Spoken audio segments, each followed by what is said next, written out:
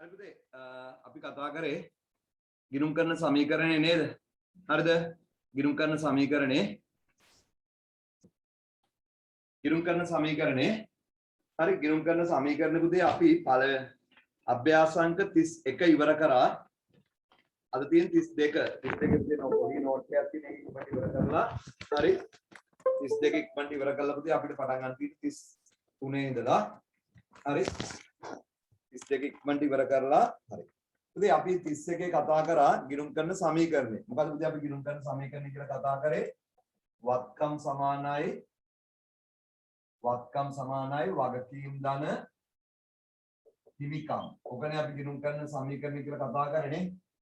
හරි. වත්කම් සමානයි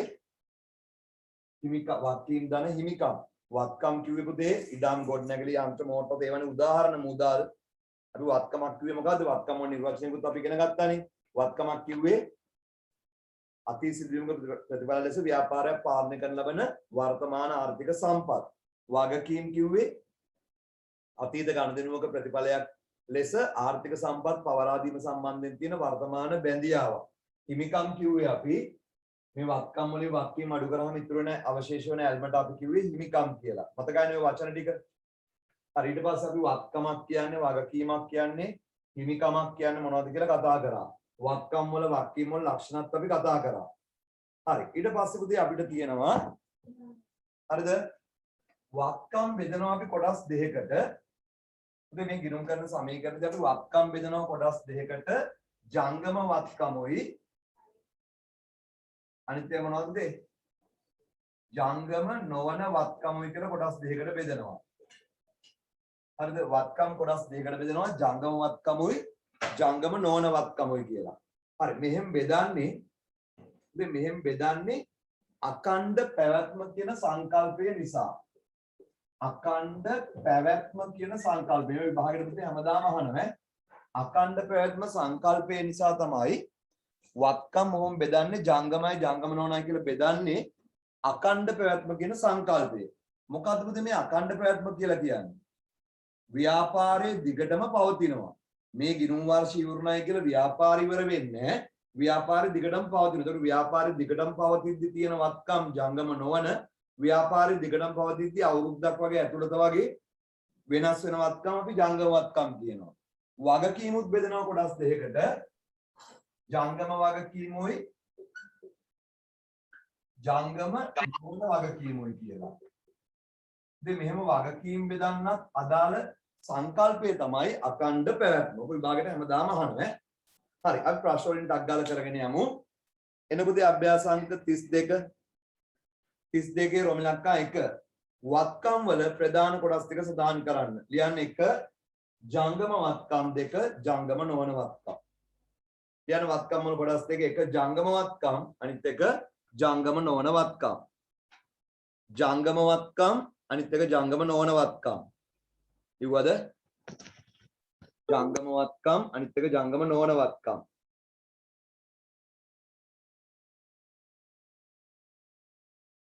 හරි ඊට පස්සේ පුතේ ජංගම වත්කම් ජංගම නොවන වත්කම් පැහැදිලි කිව්වද? දැන් මෙහෙම බෙදුවේ මොන සංකල්පය නිසාද? අඛණ්ඩ පැවැත්ම. ව්‍යාපාරය දිගටම පවතිනවා. දිගටම පවතිද්දී වර්ෂයක් වගේ ඇතුළත වෙනස් වෙන වත්කම් ජංගම අනිත් ඒවා ජංගම නොවන. වගකීමත් ඒ වගේ. එතකොට ඉතින් මේ වත්කම් ජංගම වත්කම් කියන එක වත්කමක් කියන එක අපි ඉගෙන ගන්නනේ අතීත ගනුදෙනුවක ප්‍රතිඵලයක් ලෙස ව්‍යාපාරයක් පාලනය කරන ලබන වර්තමාන ආර්ථික සම්පත් වත්කම් කිව්වා. මේ වත්කම් නිර්වචනට අයිති වෙන වත්කම් අපි බෙදනවා කොටස් දෙකකට ජංගමයි ජංගම නොවනයි.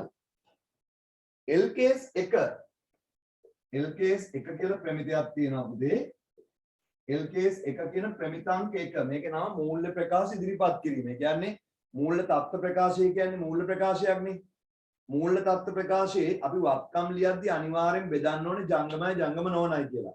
එහෙම බෙදන්නේ මේ LKS එකේ කියනවා වත්කම් ඉදිරිපත් කරද්දී ජංගමයි ජංගම නොවනයි කියලා බෙදන්න ඕනේ කියලා LKS එකේ පැහැදිලිව ඉදිරිපත් කරනවා. ඒ නිසා හරිද LKS එකේ කියනවා මූල්‍ය තත්ත්ව ප්‍රකාශයේ වත්කම් ඉදිරිපත් කරද්දී ජංගම ජංගම නොවන කියලා බෙදන්න ඕනේ. වගකීම් ඉදිරිපත් කරද්දී ජංගම ජංගම නොවන කියලා බෙදන්න ඕනේ කියලා LKS එකේ කියනවා. එහෙනම් මොකද L case එකේ ඒගොල්ලෝ කියනවා නම් L case එකේ වත්කම් ජංගම වත්කම් කියන එක නිර්වචනය කරලා තියෙනවා. L case එකේ ජංගම වත්කම් කියන එක නිර්වචනය කරලා තියෙනවා. ජංගම වත්කමක ප්‍රමිතිය කියනවා මෙන්න මේ ලක්ෂණ හතරක්. ඒ ලක්ෂණ හතරෙන් එකක් හරි තියෙනවා නම් ඒවා මොන වත්කම්ද? හරිද? මේ ලංකා accounting standards කියන එක මේ කේස් කියලා කියන්නේ ගිණුම් කරන ප්‍රමිත. හරිද? IAS කියලා තියෙනවා international accounting standards ජාත්‍යන්තර ගිණුම් කරන ප්‍රමිත වලින් කඩාගෙන ලංකාවට අනුව හදාගත්ත ඒවා තමයි LKS කියලා කියන්නේ. හරිද? ලංකා ගිණුම් කරන ප්‍රමිත ශ්‍රී ලංකා ගිණුම් කරන ප්‍රමිත කියන එක. හරි? එතකොට මේ ජංගම වත්කම් හරිද? ජංගම වත්කමක මේ කියන ලක්ෂණ හතරක් කියනවා. ඒ ලක්ෂණ හතරේ එකක් හරි තිබ්බොත් ඒ මොන වත්කම්ද? ජංගම වත්කම්. හරිද? මේ වත්කමක LKS එකේ කියන්නේ වත්කමක මේ මම කියන්නේ ලක්ෂණ හතරෙන් එකක් හරි තිබ්බොත් ඒ මොන වත්කම්ද? ජංගම වත්කම්. වත්කම හැබැයි මේ ලක්ෂණ හතරේ එකක්වත් නැත්නම් මේ මොන වත්කම්ද? ජංගම නොවන වත්කම්. පැහැදිලි කියපු දේ. එහෙනම් අපෙන් අහන්නේ උදේ අභ්‍යාසංක 32 ප්‍රමිලක්කම් දෙකේ අහන්නේ LKS එකට අනුව ජංගම වත්කම් නිර්වචනය කරන්න. ලියන්න. ජංගම පහත මෙහෙම ලියන්නකෝ. පහත ලක්ෂණ වලින් හෙබි වත්කම් ජංගම වත්කම්ය. එහෙම ලියන්න. පහත ලක්ෂණ වලින් හෙබි වත්කම් පහත ලක්ෂණ වලින් හෙබි වත්කම් ජංගම වත්කම්ය. පහත ලක්ෂණ වලින් හෙබි වත්කම් ජංගම වත්කම්ය.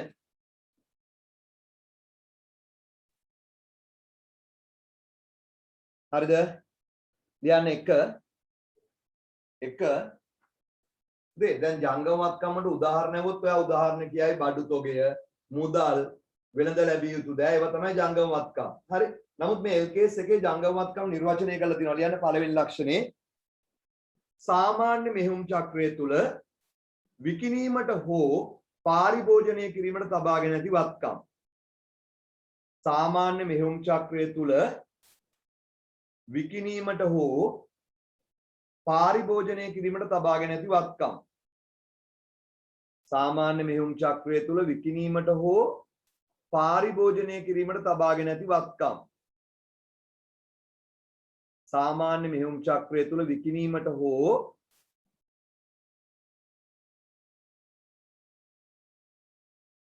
සාමාන්‍ය මෙහෙයුම් චක්‍රය තුල විකිණීමට හෝ පාරිභෝජනය කිරීමට තබාගෙන ඇති වත්කම්. හරි. ඉතින් සාමාන්‍ය මෙහෙයුම් චක්‍රය කියලා තියෙනවා මොකද මේ අමුද්‍රව්‍ය අරගෙන මුදල් දීලා අමුද්‍රව්‍ය අරගෙන අමුද්‍රව්‍ය නිමි භාණ්ඩ බවට පත් කරලා නිමි භාණ්ඩ ගනුදෙනු කරුවන්ට විකුණලා ඒගොල්ලන් මුදල් අරගෙන කියලා ඒක පොතේ මම ඉස්සරහට උගන්වන්නම්. සාමාන්‍ය මෙහෙයුම් චක්‍රය කියලා එකක් තියෙනවා. හරි. එතකොට පළවෙනි ලක්ෂණය හරිය නේද? සාමාන්‍ය මෙහෙයුම් චක්‍රය තුල නැවත විකුණන්න හෝ පාවිච්චි කරන්න තියාගෙන ඉන්න වත්කම නැහැ ඒක ජංගම වත්කම. සාමාන්‍ය මෙහෙයුම් චක්‍රය තුල නැවත විකුණන්න හෝ පාවිච්චි කරන්න. ව්‍යාපාරික වත්කමක් තියෙන්නේ නැවත විකුණන්න නම් ඒක ජංගම. මොන හරි නිෂ්පාදනයක් කරද්දී ඒ නිෂ්පාදනයේට යොදලා පාවිච්චි දීපල පිරියතු උපකරණ නෙමෙයි. ඉඩම් යන්ත්‍ර කොට නැගිලි වගේ නෙමෙයි. ඒ නිෂ්පාදනයට යොදාගන්න දැන් බේකරි එක පාන් පිටි ගත්තොත් ජංගම වත්කම. ඒ නිෂ්පාදනයට යොදා ගන්න තියාගෙන ඉන්නේ. ඇඟලුම් කම්මලක ප්‍රතිපිකද්දේ ජංගම වත්කම. ඉතුරු වෙච්ච රිත්තික ජංගම වත්කම. ඒක නිෂ්පාදනයට පාවිච්චි කරන්න තියාගෙන ඉන්නේ. පැහැදිලිද කියපුදේ? දැන් ටියුෂන් පන්තියක් ගත්තොත් මේ පෑන් අනම්මනම් අපි ගෙනත් තියාගෙන ඉන්නවනේ ඒවා ජංගම වත්කම්. ඒතර පරිගණක ඒ ටික ජංගම නොවන වත්කම්. වාහන ජංගම නොවන වත්කම්. කියන්නේ සාමාන්‍ය මෙහෙයුම් චක්‍රවල විකිණීමට හෝ සේවාව සපයද්දී පාවිච්චි කරන්න තියාගෙන ඉන්න වත්කම් පුතේ ජංගම වත්කම්. දෙක මූලික වශයෙන් වෙළඳ කටයුතු සඳහා පවත්වාගෙන යන වත්කම්. මූලික වශයෙන් වෙළඳ කටයුතු සඳහා පවත්වාගෙන යන වත්කම්. මූලික වශයෙන්ම වෙළඳ කටයුතු සඳහා පවත්වාගෙන යන වත්කම්. මූලික වශයෙන් වෙළඳ කටයුතු සඳහා පවත්වාගෙන යන වත්කම්. හරි?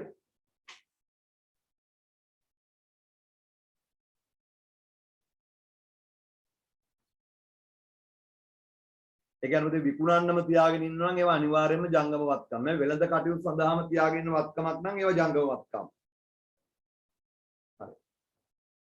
2යි තුන්වෙනි එක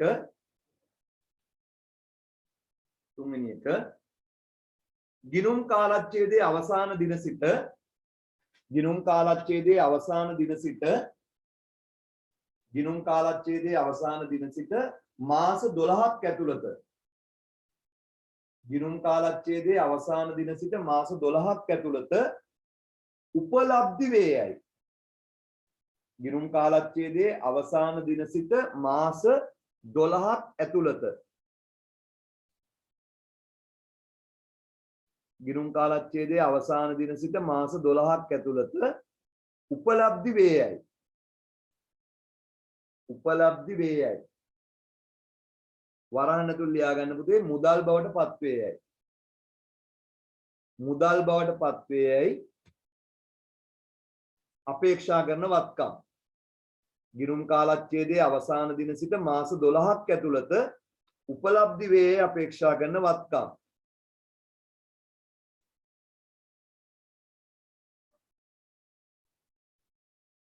ඒ කිව්වේ පුතේ ගිනුම් කාලච්ඡේදයේ අවසාන දින සිට මාස 12ක් ඇතුළත උපලබ්ධි වේ අපේක්ෂා කරන වත්කම්. හරි. දැන් මේ ඔන්න ඔකට පුතේ හොඳ උපලබ්ධි වෙනවා කියන්නේ මුදල් බවට පත් වෙනවා කියන එක. හරි. දැන් පුතේ කඩේ තියෙන බඩු තොගය මාස 12ක් ඇතුළත මුදල් බවට පත් වෙනවානේ. ඒක ජංගම වත්කම්. නායකයන්ගෙන් මාස 12ක් ඇතුළත සල්ලි හම්බ වෙනවා ජංගම වත්කම්. නැත්තම් පුතේ මෙන්න මෙහෙම. ගොඩාක් කට්ටිය වැරදියට තේරුම් අරන් තිනවා ස්ථාවර තැන්පතු ඔයගොල්ලෝ ඕලෙවල් කාලේ කඩපාඩම් කරේ ජංගම නොවන වත්කමක් කියලානේ. ඒක වැරදි. ස්ථාවර තැන්පතු පුතේ ජංගමද ජංගම නොවනද කියලා කියන්න බෑ. මට කියන්න තව මේ අවුරුද්ද ඉවර වෙලා මාස 6ක් ඇතුළත ස්ථාවර තැන්පතුව කල් පිරෙනවා. නැත්තම් ඔයා බැංකුවේ ස්ථාවර තැන්පත දැම්මේ මාස 6කට. ඒ කියන්නේ ස්ථාවර තැන්පතුවේ සල්ලි ටික වට ආයි මාස 6න් ලැබෙනවද නැද්ද? ඒතකොට ඒක මොන වත්කමක්ද? ජංගම වත්කමක්. පැහැදිලි නේද? හරි. ඒතකොට දැන් ලක්ෂණ තුනක් කිව්වනේ. සාමාන්‍ය මෙහෙයුම් චක්‍රය තුල විකුණන්න හරි පාවිච්චි කරන්න හරි තියාගෙන ඉන්නවා නම් ඒක ජංගම වත්කම්. දෙවෙනි එක මොකද්ද පුතේ කිව්වේ? දෙවෙනි එක කිව්වේ මොකද්ද? මූලික වශයෙන් වෙළඳ කටයුතු සඳහා පවත්වා ගන්න නම් ඒක වත්කමක්. ජංගම වත්කමක්. sorry. තුන්වෙනි එක මොකද්ද කිව්වේ? ගිණුම් කාලච්ඡේදයේ අවසාන දින සිට මාස 12ක් ඇතුළත මුදල් බවට පත් වෙනවා නම් ඒක ජංගම වත්කමක්. පුතේ එතකොට මගෙන් ප්‍රශ්නයක් අහනවා. එතකොට කාසෙල් එකක තියෙන කාර් එක. පුතේ කාසෙල් එකක තියෙන වත්කම් විකුණන්න තියෙන වත්කම් ජංගම වත්කම් තමයි. කාර් සේල් එකක විකුණන්න තියෙන වත්කම් ජංගම වත්කම්. නමුත් පුතේ ඒගොල්ලන්ට එහෙම යන්න පොඩි මෝටර් බයිසිකලයක් තියාගෙන ඉන්නවා. ඒක විකුණන්නෙම තියාගෙන ඉන්නේ. ඒක මොන වත්කමක්ද? කාර් සේල් එකේ පුතේ ලොකු වාහන තියෙනවා, කෝටි ගණන් තියෙන වාහන තියෙනවා, විකුණන්න දාලා තියෙනවා. ඒවා ජංගම වත්කම්. නමුත් ඒගොල්ලන්ට පුතේ පොඩි එහෙට මෙහෙට යන්න පොඩි මෝටර් බයිසිකලයක් තියෙනවා. ඒක මොන වත්කමක්ද? පොඩි මෝටර් බයිසිකලේ ජංගම නොවන වත්කමක්. අර විකුණන්න තියෙන වාහන ටික මොන වත්කමක්ද? ජංගම වත්කමයි. ඒතකොට පුතේ අර ජංගමද ජංගම නොවනද කියලා ගාන අනුව කියන්න බෑ. අරමුණ අනුව ඔන්නේ ලක්ෂණ 4. පැහැදිලිද කිව්වද? එතකොට දැන් මම කිව්වා සාමාන්‍ය මෙහෙයුම් චක්‍රය තුළ විකිණීමට හෝ පාරිභෝජනයට තියාගෙන ඉන්න වත්කම්, මූලික වශයෙන් වෙළඳ කටයුතු සඳහා පවත්වාගෙන යන වත්කම්, ගිණුම් කාලච්ඡේදයේ අවසාන දින සිට මාස 12ක් ඇතුළත මුදල් බවට පත් වේ අපේක්ෂා කරන වත්කම්. හතරවෙනි ලක්ෂණේ මුදල් හා මුදල් වලට සමාන දෑ. මුදල් හා මුදල් වලට සමාන දෑ. මුදල් හා මුදල් වලට සමාන දෑ ජංගම වත්කම්. ඔක කියනවාට භාවිතය සීමා කරන මෙති කියලා සමානක් කරලා පුතේ අර account වල තියෙන සල්ලි නඩු තීන්දුවකින් නඩුව ඉවරනකම් account එකේ තියෙන සල්ලි ගන්න තහනම් කරලා තියෙන උසාවියෙන්. ඒතකොට ඒවා මුදල් වලට ජංගම වත්කම් වලට අයිති වෙන්නේ නැහැ. එහෙම භාවිතය සීමා කර නොමැති මුදල් හා මුදල් වලට සමාන වත්කම්. හරි. එහෙනම් අද ඉගෙන ගන්න තිබුණේ ජංගම වත්කමක ලක්ෂණ 4. හරිද? ඔබුදේ මගෙන් ප්‍රශ්නයක් අහනවා බැංකුවක අවුරුද්දක ස්ථාවර තැන්පතුවක් දාලා ප්‍රශ්න මම ඒ විදිහට මහන්නම්කෝ බැංකුවේ ස්ථාවර තැන්පතුවක් දාලා ඒක කල් පිරෙන්න තව මාස 6යිලු තියෙන්නේ. ඒක මොන වත්කමක්ද? මේ බැංකුවක අවුරුද්දකට ස්ථාවර තැන්පතුවක් දැම්මා. දැන් අවුරුදු එකමාරක් ඉවරයි. ඒතකොට තව කල් පිරෙන්න තියෙන මාස 6 නේද? ස්ථාවර තැන්පතුව මොන වත්කමක්ද මේ අවුරුදු යක දවසට? ජංගම නොවනද ජංගමද? ජංගම. ඒ තව මාස 6න් එක මුදල් වලට පත් වෙනවද නැද්ද? පත් වෙනවා. එහෙනම් පුතේ මේක ජංගම නොවන මේක ජංගම කියලා කඩපාඩම් කරන්න බෑ. හරි? ජංගම. පැහැදිලිද පුතේ? එහෙනම් ජංගම මත්තමක ලක්ෂණ 4 සාමාන්‍ය මෙහෙයුම් චක්‍රය තුල විකුණන්න හෝ හරිද? සාමාන්‍ය මෙහෙයුම් චක්‍රය තුල විකිණීමට හෝ පාරිභෝජනය කිරීමට තබා ගැනීම වත්කම් මූලික වශයෙන් වෙළඳ කටයුතු සඳහා පවත්වා යන වත්කම් තුන්වෙනි එක මොකද කිව්වේ? ගිණුම් කාලච්ඡේදයේ අවසාන දින සිට මාස 12ක් ඇතුළත මුදල් බවට පත්ව අපේක්ෂා කරන වත්කම් හතරවෙනි එක මුදල් හා මුදල් වලට සමාන දෑ. මුදල් හා මුදල් වලට සමාන දෑ. එහෙනම් මේ ජංගම වත්කමක් කියලා ඇහුවාම දැන් අනම්මන නිර්වචන කියලා හරියන්නේ නැහැ. ජංගම වත්කමක් කියන එක LKS එකේ නිර්වචනය කරලා තියෙනවා. මේ කියන ලක්ෂණ හතර තියෙනවා නම් ඒවා ජංගම වත්කම්. එහෙනම් මට කියන්නකෝ ජංගම නොවන වත්කම් කියන්නේ මොනවද කියලා. ජංගම නොවන වත්කම් කියන්නේ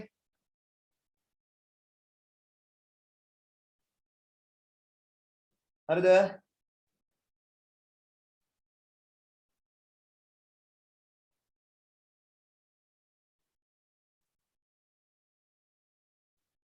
හරි. මම ප්‍රශ්න වගේක් අහන්න මම උත්තර දෙලා ඉන්නම්. ස්ථාවර තැන්පතුව දාලා මාස 6ක් ගිහිල්ලා ඉවරනේ. උදේ ස්ථාවර තැන්පතුව මෙහෙමයි කියන්නේ. කල්පිරෙන්න මුදල් බවට පත් වෙනවා නම් මාසයක් ඇතුළත අවුරුද්දක් ඇතුළත මාස 12ක් ඇතුළත ඒව මොනවද? ජංගම වත්කම්. ස්ථාවර තැන්පතුව දාලා දැන් අවුරුදු එකමාරක් වෙනවා. නමුත් පුතේ අවුරුදු දෙකක ස්ථාවර තැන්පතුවක් දාලා දැන් අවුරුදු එකමාරක් වෙනවා. තව මාස 6කින් වාට ආයි සල් ටික ලැබෙනවද නැද්ද? ලැබෙනතොර එක මොන වත්කමක්ද? ජංගම වත්කම. පැහැදිලිද? තව මාස 6ක් ඇතුළත ඒක මුදල් බවට පත් වෙනවා. මෙහෙම හිතුවොත් දැන්ට මාස 6කට කලින් ස්ථාවර තැන්පතු දැම්මේ අවුරුදු 2කට. දැන්ට මාස 6කට කලින් ස්ථාවර තැන්පතු දැම්මේ අවුරුදු 2කට. තව කල්පිරෙන අවුරුදු කීයක් තියෙනවද? එකමාරක් තියෙනවා. ඒකට ඒක මොන වත්කමක්ද? කියන්නකෝ. ජංගම නොවන වත්කමයි. ඇයි? අද ඉඳලා මේ ගන්න දවසේලා අවුරුදු එකමාරකින් තමයි ඒක මුදල් බවට පත් වෙන්නේ. පැහැදිලිද? ඒක එතකොට ජංගම නොවන වත්කම. දැන් අවුරුදු එකමාරක් වෙනවා දාලා තව මාස 6කින් සල්ලි බවට පත් වෙනවා. ඒකට තව මාස 6කින් මුදල් බවට පත් වෙන එක මොන වත්කමක්ද? ජංගම වත්කම. හරි.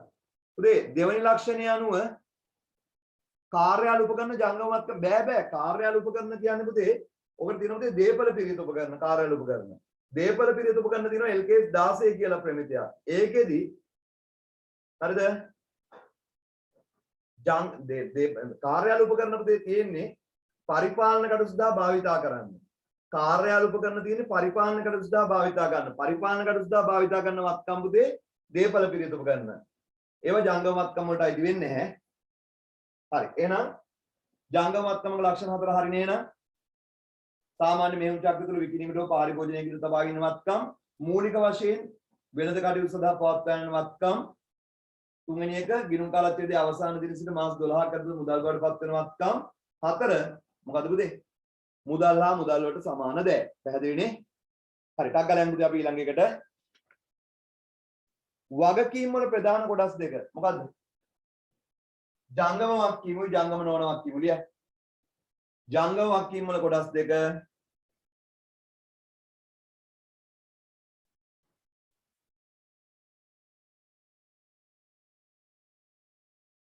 හරිද? ජංගම වගකීම් ජංගම නොවන වගකීම්. පුතේ ඕකත් අඛණ්ඩ පැවැත්ම සංකල්පය තමයි අදාළ වෙන්නේ. ඒ ඔකට හොඳම උදාහරණේ බැංකු ණය කඩපාඩම් කරන්න පුළුවන් ද ජංගමයි ජංගම නොවනයි කියලා? බෑ. ගොඩාක් කට්ටිය කියන බැංකු ණය ජංගම දැන් මං ගණන් හදද්දි බැංකු ණයක් කියන එක තිබ්බොත් ජංගම නොවන වගකීම තුල දානවා. මොකද ඒක වැරදි. හරිද? පුතේ බැංකු ණයක බැංකු ණයක් අරන් තියෙනවා ලක්ෂ 5ක. හරිද? බැංකු ණයක් අරන් තියෙනවා ලක්ෂ 5ක්. පුතේ මේකෙන් ලබන අවුරුද්දේ ලක්ෂයක් බේරන්න බලාපොරොත්තු වෙනවා. ලක්ෂ 5ක බැංකු ණයක් තියෙනවා මේ අවුරුද්දේ අග වෙද්දී. ලබන අවුරුද්ද ඇතුළත මේකෙන් ලක්ෂයක් බේරන්නම් කියලා අපි පොරොන්දු වෙනවා බලාපොරොත්තු වෙනවා. එහෙනම් මට කියන්න මේ ලක්ෂ 5 ජංගම නොවනද? නෑ. ලක්ෂ 5ම ජංගමද? නෑ. ලක්ෂ 5න් ලක්ෂයක් ජංගම අනිත් එක මොකද්ද? ජංගම නොවන. පැහැදිලිද? අන්න ඒ වගේ පුතේ කටපාඩම් කරන්න බෑ. එහෙනම් ජංගම වාක්‍යම අපි ලියුවේ තුන්වෙනි එක මොකද්ද? වාක්‍යම වල ප්‍රධාන කොටස් දෙක නම් කරානේ. ජංගම වාක්‍යම අනිත් එක මොකද්ද? ජංගම නොවන වාක්‍යම කියලා ලිව්වද? ලිව්වනේ පුතේ. අපිට තව ප්‍රශ්නයක් අහනවා මම ඒකට උත්තර දෙන්නම්. අවුරුද්දකට දාන ස්ථාවර තැන්පතුව ජංගමවත්කමද? අනිවාර්යයෙන්ම ජංගමවත්කමක්. වර්ෂයකට වඩා අඩු කාලයකට දාන ස්ථාවර තැන්පතුව අනිවාර්යයෙන්ම ජංගමවත්කමක්. පැහැදිලි කියපු දේ අහන්න දෙයක් නැහැ නේ. ඇයි? අවුරුද්දකට වඩා අඩු කාලයකදී මුදල් බවට පත් වෙනවද නැද්ද? පත් වෙනවා. හරි. හතරවෙනි එක බලන්න. LKS එකට අනුව ජංගම වාක්‍යම් නිර්වචනය කරන්න. ඉතින් ජංගම වාක්‍යම් ගන්න ලක්ෂණ හතරයි. ලියන්න එක සාමාන්‍ය මෙහෙයුම් චක්‍රය තුල බේරුම් කිරීමට අපේක්ෂිත වගකීම්. සාමාන්‍ය මෙහෙයුම් චක්‍රය තුල බේරුම් කිරීමට අපේක්ෂිත වගකීම්. සාමාන්‍ය මෙහෙයුම් චක්‍රය තුල බේරුම් කිරීමට අපේක්ෂිත වගකීම්. ඉතින් දැන් ඔයා කටපාඩම් කරන්න. තියරි පන්තිව ඔයාට කටපාඩම් කරන්න පැහැදිලි නෑ. තේරෙන්නේ නෑ සමනක් වෙලාවට. දැන් කටපාඩම් කරගන්න. හරි සාමාන්‍ය මෙහෙයුම් චක්‍රය තුල බේරුම් කළ යුතු බැඳීම්. ඒ කියන්නේ අර අමුද්‍රව්‍ය අරගෙන ඒවා නිෂ්පාදනය කරලා ඒවා නායකයන් විකුල මුදල් හම්බෙන කාලය තුල බේරන්න ඕනේ වගකීමක් නම් අනිවාර්යයෙන්ම ජංගම. හරි. ඒ කියන්නේ වෙළඳ නාහිමියෝ අනිවාර්යයෙන්ම ජංගම වගකීමක්.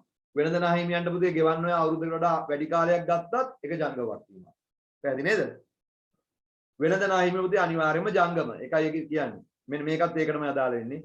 දෙක මූලික වශයෙන් වෙළඳ කටයුතු සඳහා පවත්වාගෙන යන වගකීම්. දෙවන ලක්ෂණය කියන්නේ මූලික වශයෙන් වෙළඳ කටයුතු සඳහා පවත්වාගෙන යන වගකීම්. මූලික වශයෙන් වෙළඳ කටයුතු සඳහා පවත්වාගෙන යන වගකීම්.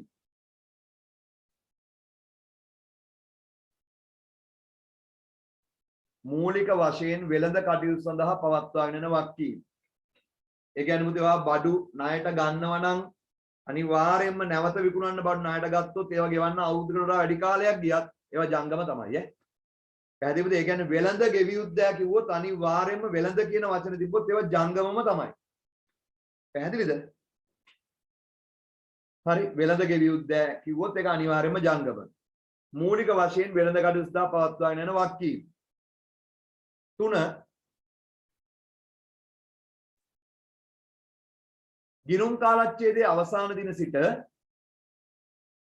ගිණුම් කාලච්ඡේදයේ අවසාන දින සිට මාස 12ක් ඇතුළත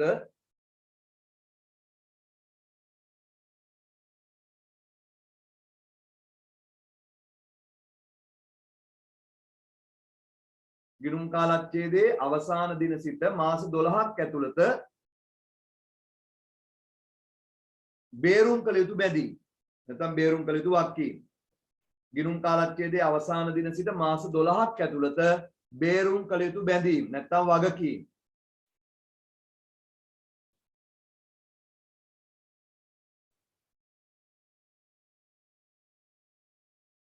හරි. ඒ කියන්නේ පුතේ දැන් බැංකු ණය ලක්ෂ 5යි. ඒකෙන් ඔයා ලබන අවුරුද්ද ඇතුළත පුතේ ලක්ෂයක් බේරනවා කිව්වොත් ඒ ලක්ෂය ජංගම. ඒකවල ජංගම නොවන බැංකු ණය ලක්ෂ 4යි. මම ගණන් හදලා දේව පැහැදිලි කරන්නම්. කටපාඩම් කරන්න බෑ පුතේ. හරිද? අවුරුද්දක් ඇතුළත මාස 12ක් ඇතුළත බේරන්න ඕනේ ඒවා ජංගම වගකීම් අනිවාර්යෙන් නේ. මාස 12ක් ඇතුළත බේරන්න ඕනේ ඒවා අනිවාර්යෙන්ම ජංගම වගකීම්. පැහැදිලිද කියපු දේ? හරි ඊළඟට යන්න අපි හතරවෙනි ලක්ෂණේ පොඩක් දිගයි ලියන්න. පොඩක් දිගයි පුතේ දිගට ලියාගමු.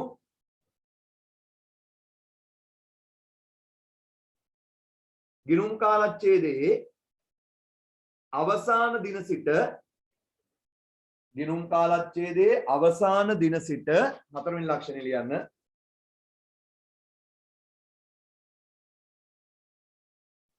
ගිණුම් කාලච්ඡේදයේ අවසාන දින සිට මාස 12ක් තුල ගිණුම් කාලච්ඡේදයේ අවසාන දින සිට මාස 12ක් තුල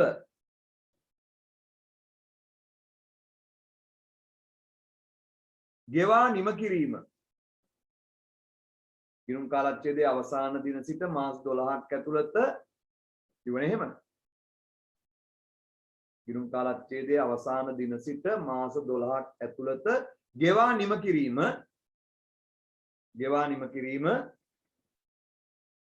කල් දැමීම සඳහා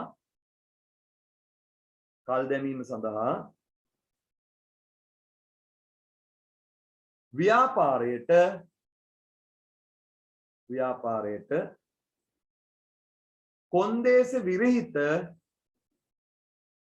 කොන්දේසි විරහිත අයිතියක් නොමැති විට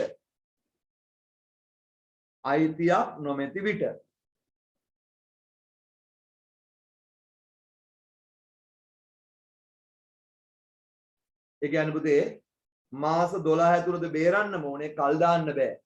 අනිවාර්යයෙන්ම මාස 12 අවුරුද්ද ඉවරලා මාස 12ක් ඇතුළත අනිවාර්යෙන් බේරන්න. ඒවා කල් දාන්න බෑ. ඒවා අනිවාර්යෙන්ම ජංගම වක්කීම්. හරිද? ඔය ලීසින් වාරික වගේ දේවල් පුතේ අනිවාර්යෙන්ම කල් දාන්න බෑ. ඒවා ගෙවන්න ඕනේ. ඒවා කල් දැම්මොත් ඒවට තව පොලි අඩු එකතු කරනවා. හරි. එහෙනම් අද ඉගෙන ගත්තා වගකීමක ඔය ලක්ෂණ හතරෙන් එකක් හරි තිබ්බොත් ජංගම වක්කීම්. වගකීමක ඔය ලක්ෂණ හතර නැත්තම් මොන වක්කීම්ද? ජංගම නොවන වගකීම්.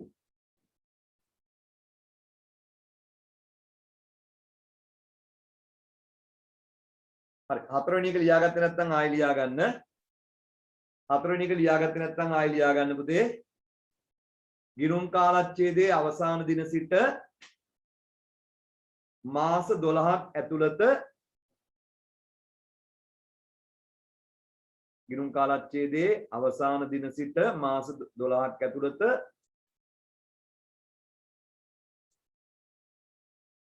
ගෙවා දැමීම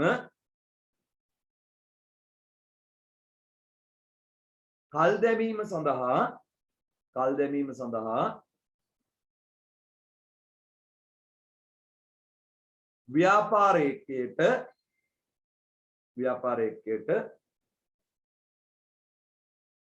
කොන්දේසි විරහිත අයිතියක් නොමැති විට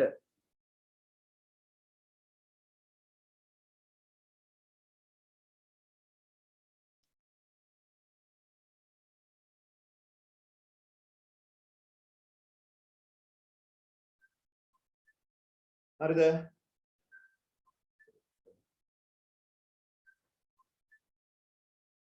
පැහැදිලිද කියපු දේ? වගකීමක ලක්ෂණ හතර පුතේ ඔය ලක්ෂණ හතර තිබ්බොත් ඒවා ජංගම වක්කීම්. නැත්තම් මොන වක්කීම්ද? හරිද? නැත්තම් ඒ මොන වක්කීම්ද පුතේ? ජංගම නොවන වක්කීම්. හරි. ඊට පස්සේ අහන ප්‍රශ්න බලන්න අපෙන්. 5 වත්කම් සහ වගකීම් මෙලෙස වර්ගීකරණය කරන ශ්‍රී ලංකා ගිණුම් කරන ප්‍රමිතිය කුමක්ද පුතේ? මෙහෙම වත්කම් ජංගම හා ජංගම නොවන කියලා බෙදන්නේ මොන ප්‍රමිතියෙන්ද?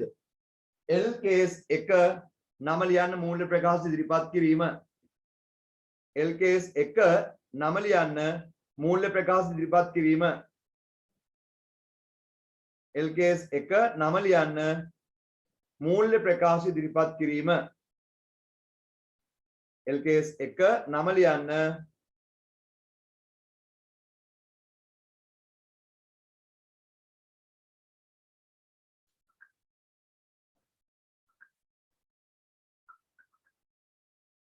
හරිද?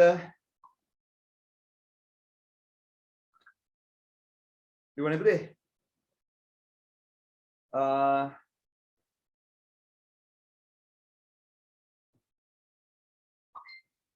හරි. LKS 1 මූල්‍ය ප්‍රකාශ ඉදිරිපත් කිරීම කියලා ලිව්වනේ. හරි. ඊට පස්සේ අහනවා පුතේ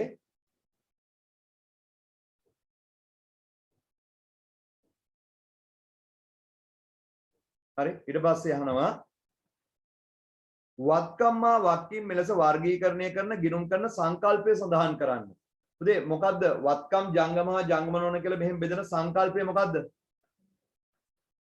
කියන්න පුතේ සංකල්පය මොකද්ද අකණ්ඩ පැවැත්ම ඔක විභාගයට අහනවා හැමදාම අහනවා වත්කම් ජංගම හා ජංගම නොවන කියලා බෙදෙන සංකල්පය මොකද්ද කියලා හැමදාම විභාගයට අහනවා උත්තරේ අකණ්ඩ පැවැත්ම හරි උත්තරේ අකණ්ඩ පැවැත්ම පැහැදිලි නේද උත්තරේ අකණ්ඩ පැවැත්ම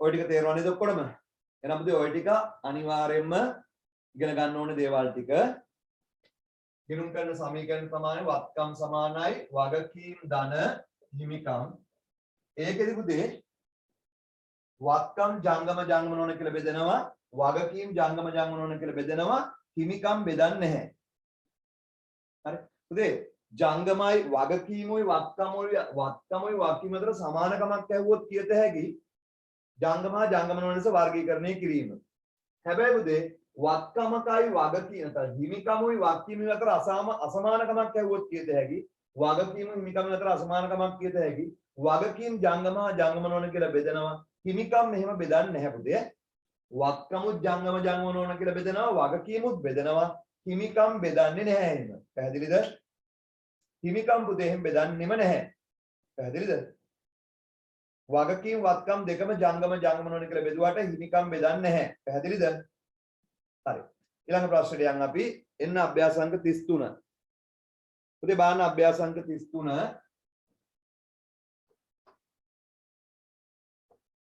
හරිද බලන්න පුතේ අභ්‍යාසංක 33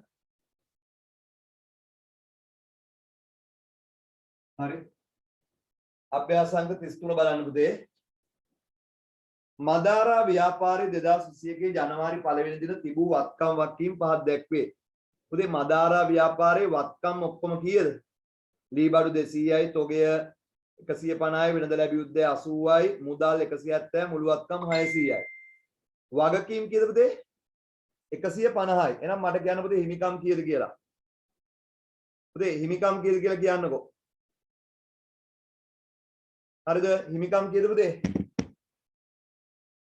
හිමිකම් 450යි ඒක පැහැදිලිද වත්කම් වලින් වගකීම් අඩු කරාම එන්නේ හිමිකම් නේද වත්කම් 600 නම් වගකීම් 150 නම් හිමිකම් 450 කියලා තේරෙනවද ඔක්කොටම හරි ජනවාරි මාසෙ සිදු ගණදෙනු පහක් දැක්වේ පුතේ ජනවාරි මාසෙ වෙච්ච ගණදෙනු 16ක් දීලා අවශ්‍ය වන්නේ 2021 ජනවාරි 1 දිනට හිමිකම ගණනය කරන්න පුතේ හිමිකම කීයද 4,50,000 අපි ඒ පුතේ එතන උත්තරේ ලියද්දි 4,50,000යි ඔයාලට ඕන එකපාර උත්තරේ දාන්නත් පුළුවන් නැත්නම් උත්තරේ හොයන හැටි පෙන්නන්න ලියන්න පුතේ ප්‍රශ්න අංක ලියන්න 33 කියලා අභ්‍යාස අංක 33 කියලා උත්තරේ ලියලා ලියන්න එක මේක අහන්නේ පළවෙනි ප්‍රශ්නේ අහන්නේ හිමිකම කීයද රුපියල් 4,50,000යි උත්තරේ ඔම ලිව්වත් ඇති 4,50,000 කියලා උත්තර ලිව්ව නම් ඇති තේරෙන්නේ නැතිද ඔක්කොම මේක වත්කම් සමානයි හිමිකම් දන වගකීම්නේ නේ හරි වත්කම් සමානයි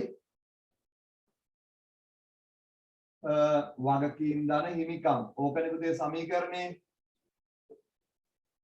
පුතේ වත්කම් ලක්ෂ 6යි කියලා අපිට දීලා තියෙනවා වගකීම් 1,50,000යි කියලා දීලා තියෙනවා එහෙනම් හිමිකම්නේ අහන්නේ මම x දැම්මා එතකොට මේ ලක්ෂ 6න් 1,50,000 නම් x සමානයි කියලා 4,50,000යි මම තියරි පන්ති නම් පුතේ ඔය ගණන් දෙක තුනක් හදවලා පෙන්නනවා ඉතින් හරි නමුත් දැන් මෙතන රිවිෂන් එකේ එහෙම පෙන්නන්න අවශ්‍ය නැහැ උත්තරේ කිරීම කියලා 4,50,000යි හරි මේක රිවිෂන් පන්තියක් තියරි පන්ති නම් පුතේ මේ වගේ ගණන් දෙක තුනක් හදනවා අර ඕලෙවල් ගණන් කාලෙන් මතක් කරන්න දෙක 21/1 දිනට ශේෂ සටහන් කර 21/1 කියන්නේ ජනවාරි මුල ඉතින් මේ ගාන හදන්නේ ජනවාරි මාසෙට ශේෂ සටහන් කර අංක 1 සිට 16 දක්වා ඇති ගණන් බලපෑම අගයන් සහිතව ගිණුම් කරන සමීකරණය භාවිතා කරමින් පෙන්눔 කරන්න එක් එක් වටිනාකම ඉදිරියෙන් වැඩි වේ නම් ධනද අඩු වේ නම් ඍණද යන සඳහන් කරන්න මේ ප්‍රශ්නේ පිළිතුරු සැපීමේදී පහත දී ඇති ආකෘතියට සමාන ආකෘතියක් භාවිතා කරන්න. පුතේ ආකෘතියත් අපිට දීලාද නැද්ද? දීලා. ඉතින් ආරම්භක ශේෂයක් දාන්න ඕනේ. ටක් ගාලා ඔය ආකෘතිය අඳ ගන්න. ටක් ගාලා ඔය ආකෘතිය අඳ ගන්න. ඉක්මනට අඳ ගන්න පුතේ ආකෘතිය. දැන් තියරි පන්ති මේ වගේ ගානක් හදන්න අපි සෑහෙන වෙලාවක් ගන්නවා. ගණන් ගොඩාක් හදලා තමයි මේ වගේ ගානකට එන්නේ. නමුත් මේකේ පළවෙනි ගානෙන් මේකට එනවා. හරි ටක් ගාලා අඳ ගන්න පුතේ. වත්කම් තියෙනවා 1 2 3 4 5යි. වත්කම් 5යි වගකීම් 3යි හිමිකම් 1යි. පුතේ අර ගන්න දෙනු අංකය දැම්මම ඇති ඒකට ගොඩාක් ඉඩ ඕනේ නැහැ. හරි. මේක පුතේ ගොඩක් මහතර රූල් දෙක තුනක් අල්ලලා ඇඳ ගත්තා නම් හරි. ඒක ඉඩ ඇති අපිට. ඒක රූල් දෙක තුනක් අල්ලලා ඇඳගෙන ඉස්සෙල්ලාම ගනුදෙනුව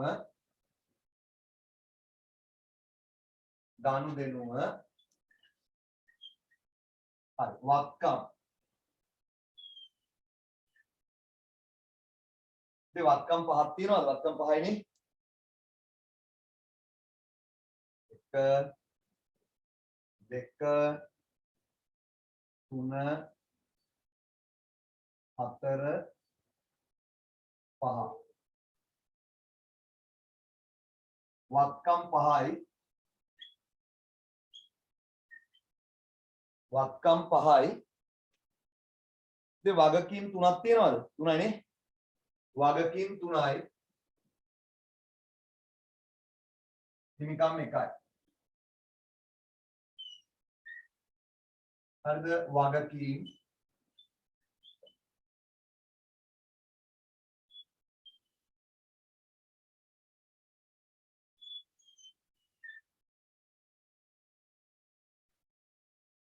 හරිද වගකීම් 3යි හිමිකම් 1යි වත්කම් 3 ලියමුද අපි ඉක්මනට වත්කම් 4 දීපල පිරියත් උපකරණ දීපල පිරියත හා උපකරණ තොගය වෙළඳ ලැබිය යුතු දෑ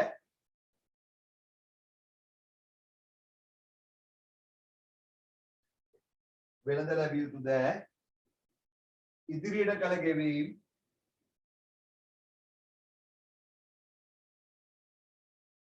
පස්වෙනි වත්කම් මුදල් හරි වත්කම් 5 ලියන්න වගකීම් 3යි දික්කාලීන ණය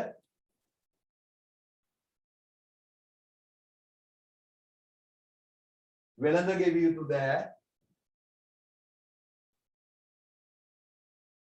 වෙළඳ ගෙවිය යුතු දෑ වෙනත් ගෙවිය යුතු දෑ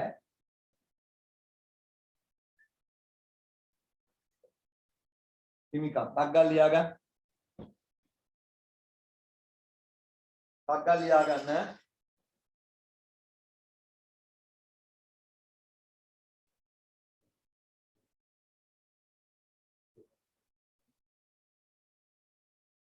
අයිඩෙන් රුපියල් 1000 කියලා ලියන්න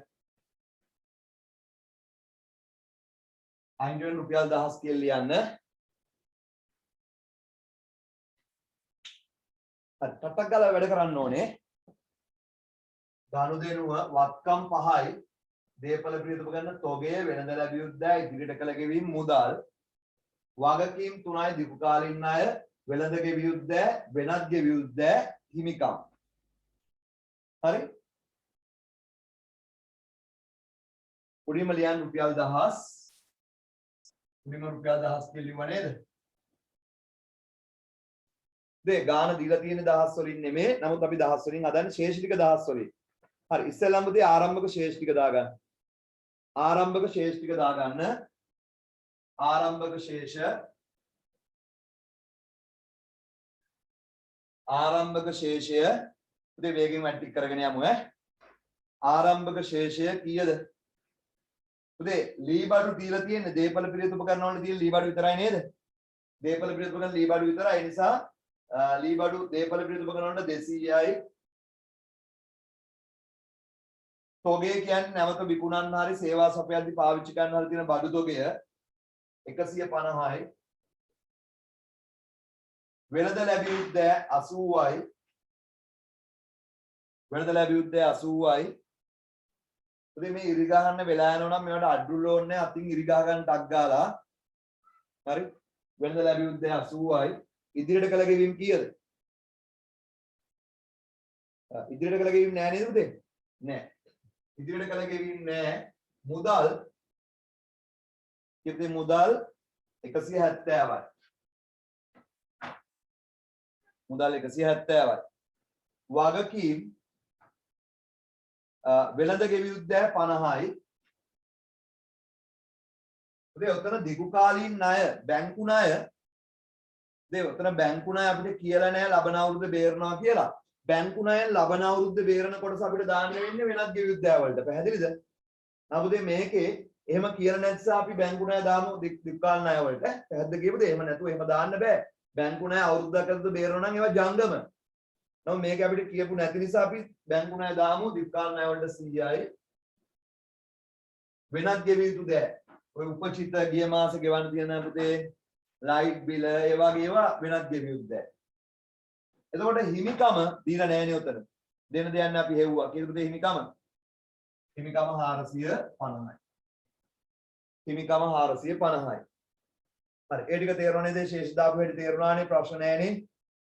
ඉතින් ශේෂ දාපු හැටි ඔක්කොම තේරුණා. හරි. පළවෙනි ගනුදෙනුව දාන අංක 1 ඉතින් අංක 1 අංක 1 ගනුදෙනුව 50ක භාණ්ඩ අත්පිට මුදලට මිලදී ගත්තා. පුතේ මේ බඩු තොගය කියන්නේ නැවත විකුණන්න ගන්න බඩු. ඒක තමයි තොගය කියලා කියන්නේ.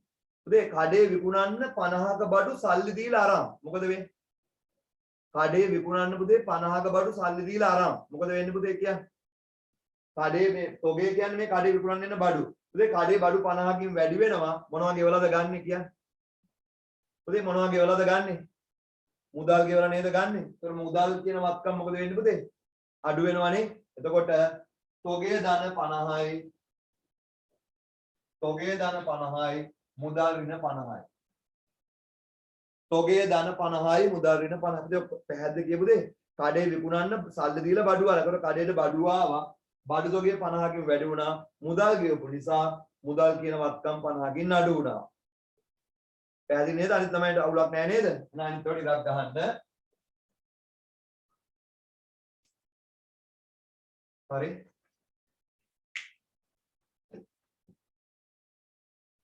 ඉතින් මම ওই විකැලක් ගහුවේ නැත්තම් ආ දෙවෙනි එක මේ වස්සරිය ඒකයි. දෙවෙනි ගනුදෙනුව පොඩ්ඩක් වේගෙන් කරනවා පුතේ. 2 දෙවෙනි ගනුදෙනුව ගනුදෙනු 16ක් ලියන්න තියෙනවා පුතේ. පල්ලෙහාට 2 40000ක භාණ්ඩ ණයට ගත්තා. ඒ කියන්නේ පුතේ කඩේ විකුණන්න බඩු ගෙනාව සල්ලි ගෙව්වේ නැහැ. සල්ලි ගෙවන්නේ පස්සේ. එහෙනම් කඩේට 40000ක බඩු වෙනව නේද? එහෙනම් මොකද වෙන්නේ? තොගේ ධන 40යි මුදල් ගෙවන්නේ නැහැ. ඒතකොට මුදල් වලට බලපෑමක් වෙන්නේ නැහැ. පුතේ ඒක අපි පස්සේ ගෙවන්න ඕනේ නේද? ඒතකොට මොනවද අපි වැඩි වෙන්නේ? වගකීම. මොකද්ද පුතේ වැඩි වෙන වගකීම? කියනකො. මොකද්ද වැඩි වෙන වගකීම? දිගු කාලින් ණයද වෙළඳ ගෙවියුද්දද වෙනත් ගෙවියුද්දද කියන්නේ? වෙළඳ ගෙවියුද්ද. ඒතකොට ඒක අනිවාර්යයෙන්ම ජංගම වගකීමද නැද්ද පුතේ? ජංගම වගකීමක්. පැහැදිලිද? එහෙනම් තොගේ ධන 40යි තොගේ ධන 40යි. පුතේ මුදල් වලට බලපෑමක් නැහැ. මුදල් ගෙවන්නේ නැහනේ. වෙළඳ ගෙවියුද්ද ධන 40යි. වෙළඳ ගෙවියුද්ද ධන 40යි. ඉතින් අනිත් ඒවාට ඉරක් ගහලා දාන්න.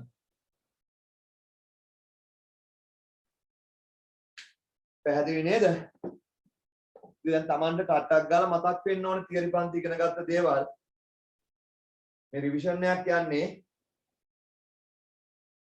පුතේ මේකෙන් මේ ටියුට් එකෙන් පස්සේ බැංකු සැස්තුම් පටන් ගන්නවා රිවිෂන් ක්ලාස් එකේ. මේක ටක් ගාලා ඉවර කරගන්න ඕනේ.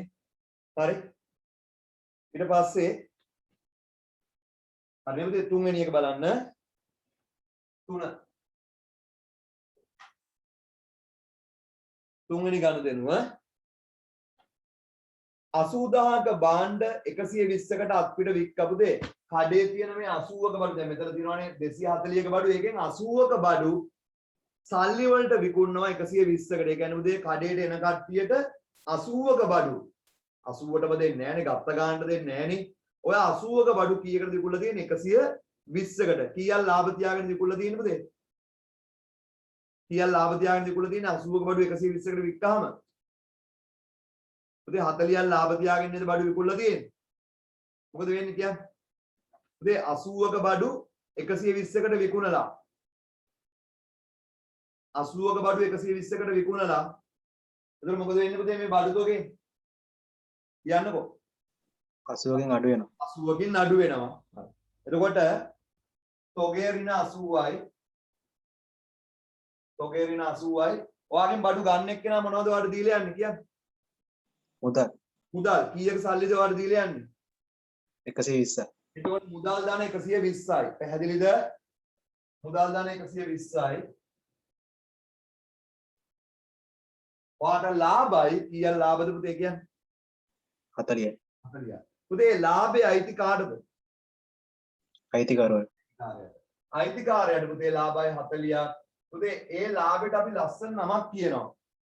බඩු විකුල් වෙන ලාභයට අපි ලස්සන නමක් කියනවා. මොකද්ද කියන නම? පුතේ බඩු විකුල් වෙන ලාභයට ලස්සන නමක් කියනවා. ඒකට කියන නම මොකද්ද කියන්නේ? පුතේ කඩේක බඩු විකුල් වෙන ලාභයට කියන්නේ මොන ලාභෙද? දල ලාභය. පුතේ දල ලාභය. දල ලාභය. දල ලාභය එන්නේ විකුණුම් කියන ආදායමෙන් මොනව අඩු වෙලාද පුතේ කියන්නේ? විකුණුම් පිරිවැය අඩු වෙලා. පුතේ මෙතන විකුණුම් කියලා ගන්න අපි 120. ඒතකොට විකුණුම් පිරිවැය කියලා ගන්න 80. එතකොට දලලා වෙනවා කීයද? 40ක්. හරි පොඩි ප්‍රශ්නයක්. පුතේ අදම මේ පාඩම අදම ඉගෙන ගන්න ළමයිට මේක තේරෙන්නේ නැති වෙන්න පුළුවන්. නමුත් දැන් 2022 ළමයිට පුතේ මේක හරියටම තේරෙනවා. මම පොඩි ප්‍රශ්නයක් අහනවා. මෙතන ආදායම කීයද? 80කට විකුණන්න ගත්ත බඩු 120කට වික්කා. මෙතන ආදායම කීයද? 120. ආදායම 120. හරියටම හරි පුතේ. වියදම කීයද? 80යි. 80. විකුණුම් කියන ආදායම 120යි. විකුණුම් පිරිවැය කියන වියදම 80යි. එතකොට දල ලාභේ 40යි. පොඩි ප්‍රශ්නයක්. හරිද? පුතේ මේ 120 අපි අයභාරය කියන වචනේත් පාවිච්චි කරනවා. අයභාරය 120යි. ප්‍රධාන ආදාය ප්‍රීමිය කටයුත්තෙන් එන ආදාය. මේක මම අහනම් මෙහෙම. 40000ක පාවිච්චි 80000ක් වටින 80000ක් වටින පාවිච්චි කරගෙන හිටපු කාර් එක 1,20,000කට විකුණුවා. 80000ක් වටින පාවිච්චි කර හිටපු කාර් එක 1,20,000කට විකුණුවා. ඔයාට කීයක් ලාභද? 40,000. 40,000ක් ලාභයි. ඒක හරි. ලාභය 40,000යි. ඒකට කියනවා දල් ලාභය කියලා. ඒකට කියනවා දල් ලාභය කියලා. කියන්නකෝ. නැහැ. නෑ. දල් ලාභය කියන්නේ පුතේ ප්‍රධාන ආදාය පිරීමේ කටයුත්තෙන් එන එකට. තේරුණානේ? මට කියන්නේ නම් මෙතන ආදායම කීයද? පාවිච්චි කර හිටපු කාර් එක 80000ක් වන්න කාර් එක 1,20,000කට වික්කා. වාට ලාභයි 40,000. මට කියන්න මෙතන ඔයාගේ ආදායම කීයද? 40යි. ආදායම මේ 40,000ම තමයි. ආදායම විදිහට ගන්න 40,000. එතන ආදායම 1,20යි වියදම 80යි කියලා ගන්න. කෙලින්ම ආදායමට ගන්න මේ 40 විතරයි. දෙක පැහැදිලි කියමුද? ඒකට ආදායම කියන එකට අයභාරය සහ ලාභය තුලක් වෙනවා. ප්‍රධාන ආදාය පිරීමේ කටයුත්තෙන් බුදේ එන ටික තමයි අයභාරය මේ 120. ඉතින් ඔය දෙක වෙනස් ඒ වෙනස තේරෙනවද ඔයගලන්ට? හරි. පොඩ්ඩක් හරි අවබෝධ වුණා නේ ඇති. එහෙනම් යන් ඊළඟ එකට. දැන් ඔක තියරි පන්තියක මට කියලා දෙන්න බෑ ඕක. තියරි පන්තියක මම ඕක කියන්නේ නැහැ. ඒක ළමයි පටල ගන්නවා. ඕගලන්ට දැන් කීයද හැකි?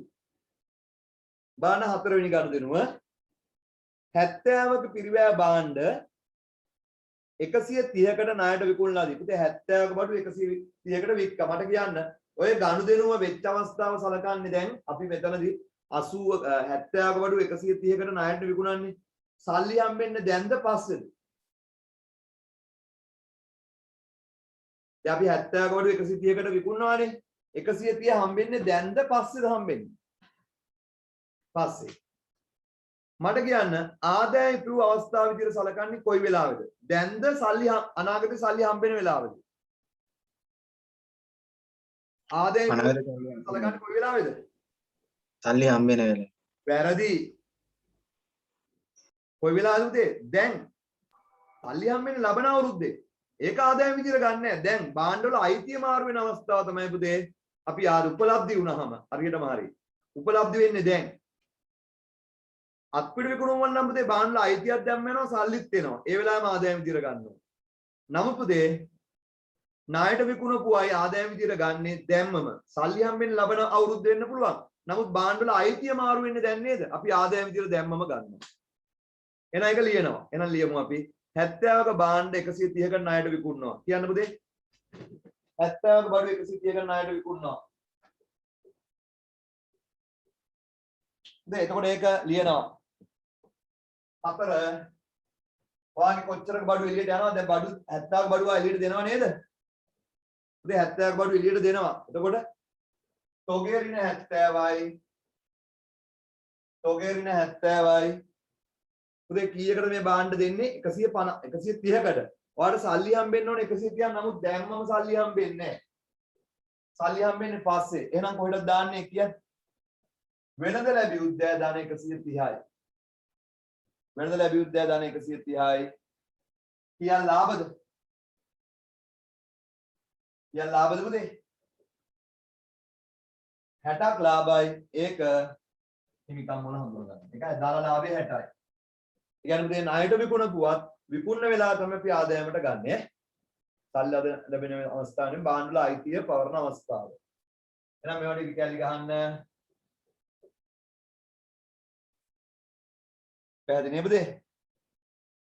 දැන් ඔබගේ තියරි පන්තියක හිමින් උගන්වපුවා මේ රිවිෂන් පන්ති එකපාරට කියලා දෙන්න ඕගොල්ලන්ට. තේරෙනවනේ වෙනස රිවිෂන් එකේ තියරි එකේ? හරි. පස්වෙනි ගනුදෙනුව බලන්න 5. පස්වෙනි ගනුදෙනුව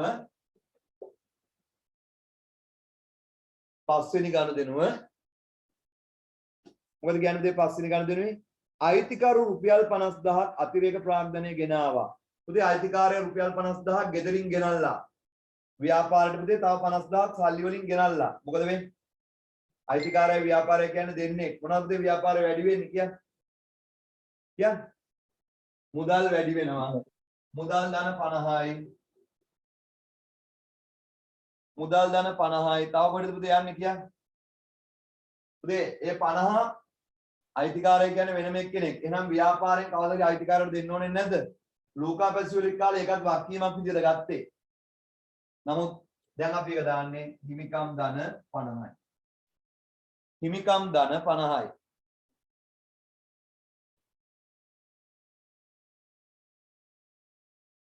ගනුදෙනු 5ක් ඉවරයි. දෙපොඩ වේගෙන් හදමු. වෙලා යනවා කියලා තේරෙනවනේ. දැන් 6 වෙනි එක. පුතේ 6 වෙනි ගනුදෙනුවට එන්න ඉක්මනට 6. පුතේ 6 වෙනි ගනුදෙනුව බලමු ඔක්කොමලා. මොකද කියන්නේ 6. රුපියල් 10000ක් වැටුප් වශයෙන් ගෙව්වා. රුපියල් 10000ක් වැටුප් ගෙවලා පුතේ සේවකයන්ට පඩි ගෙවන එක මොකක්ද අපිට? පුතේ වැඩ කරන සේවකයන්ට පඩි ගෙවන එක මොකක්ද අපිට? වියදම පාඩුවක් අලාභයි. ඒ නිසා අපි බලන්නේ සේවකයන්ට මොනව කරන්නද පුළුවන් තරම්. සේවකයන්ට පුතේ පුළුවන් තරම් මොකක් ගෙවන්නද අපි උත්සාහ කරන්නේ? අඩුපඩියක් ගෙවන්න. ඇයි අඩුපඩියක් ගෙවන්න අපි උත්සාහ කරන්නේ?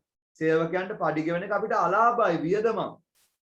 ඕන්න දැන් පුළුවන් නේද රජයට අනේ මේ ගුරුවරු වැඩ කරනවා නේද ඒගොල්ලන්ට වගකීමන්නේ අපි පඩි එහෙම හිතන්නේ නැහැ. රජය හිතන්නේ ඒක රජයට පාඩුවක්. රජය කියන්නේ ඒකට දරන්න රජයට සල්ලි නැහැ. ගෙවා ගන්න බෑ. ඒ වගකීමක් නමුද ගෙවන්න බෑ. මේක පුතේ රජයේ සේවකයන්ට පඩි ගෙවන එක රජයට පාඩුයි වියදමක් අලාභයක්. ඒ නිසා රජය බලන්නේ පුළුවන් තරම් අඩුපඩියක් ගෙවන්න.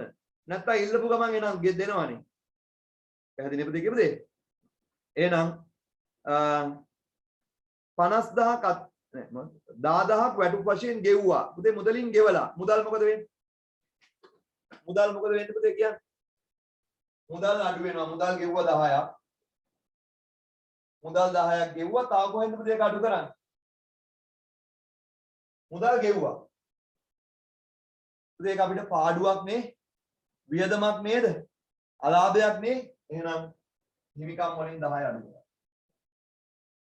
හිමිකම් වලින් 10ක් අඩු කරා.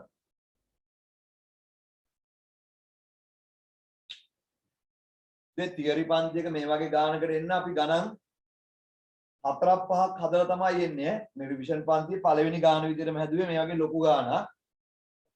හරි ඔයගොල්ලෝ තියරි පන්තියේ හිටපු ළමයිට වෙනස් දන්නව ඇතිනේ. ඉතින් දැන් 23 ළමයිට පුතේ මේ වගේ ගාන එකපාරට හදන්න යන්නේ නැහැ. ඒගොල්ලන්ට පොඩ එන්නේ. හරි. නමුත් ඕගොල්ලන්ට පුතේ මේ වගේ හුරුතල් කර කර ඉඳලා තේරුම් ගන්න මේක රිවිෂන් පන්තිය. හරි. 7 වෙනි එකට එන්න. 7. ඉතින් 7 වෙනි එක බලමු. ජනවාරි මාසයේ විදුලි බිල 3000ක් වුවත් මෙතෙක් ගෙවා නැත. පුතේ ගිණුම් කරන්නේ තියෙන උපචිත සංකල්පය කියලා එකක්. ඒකේ තේරුම දැන් ඔයගොල්ලෝ දන්නවා 22 ළමයි නමුත් මම දන්නේ නැහැ කියලා දන්නා. උපචිත සංකල්පයේ තේරුම මොකද්ද?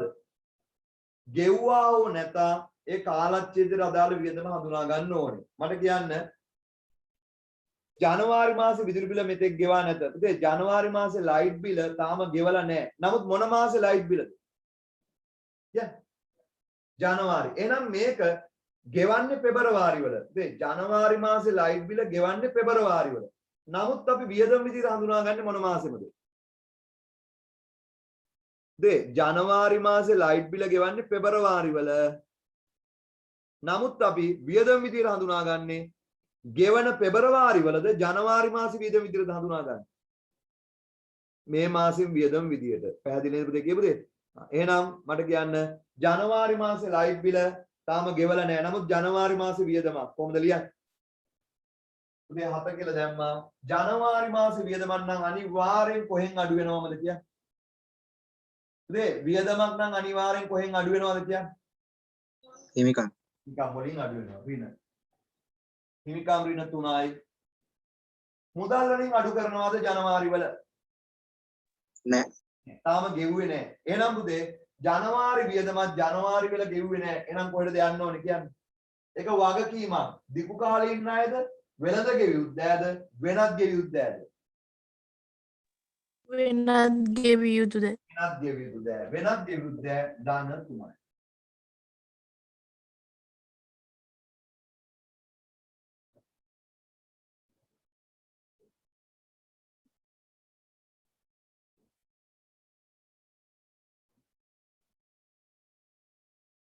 හරි. දෙක ඉවරයි. අප ඉවරයි. 8 බලන්න. හරි 8 වෙනි එක. 8 වෙනි එක. ඉතින් දැන් මතක් වෙන්න ඕනේ ඔයගොල්ලන්ට. දැන් මේවා ඉගෙනගෙන දැන් අවුරුදු එකමාරක් විතර ඇතිනේ ඔයගොල්ලෝ අවුරුද්දක් විතර ඇතිනේ. අවුරුදු එකමාරක් විතර ඇති. හරි බලන්න 8 4000ක කොමිස් ආදායමක් ලැබුණා. පුතේ කොමිස් ආදායමක් මොකක් හරි පොඩි වැඩක් කළා කොමිස් එකක් හම්බුණා. බඩු විකුල්ලා නෙමෙයි. 4000ක් කොමිස් ආදායමක් ලැබිලා. සල්ලි වලින් ලැබිලා. කොහෙද දාන්න? මුදල් ධන 4යි. මුදල් ධන 4යි කොහෙටද තව දාන්න කියන්නේ? පුතේ ඔයාලට කොමිස් ආදායමක් සල්ලි වලින් හම්බුණා. මුදල් ධන 4යි කොහෙටද දාන්නේ?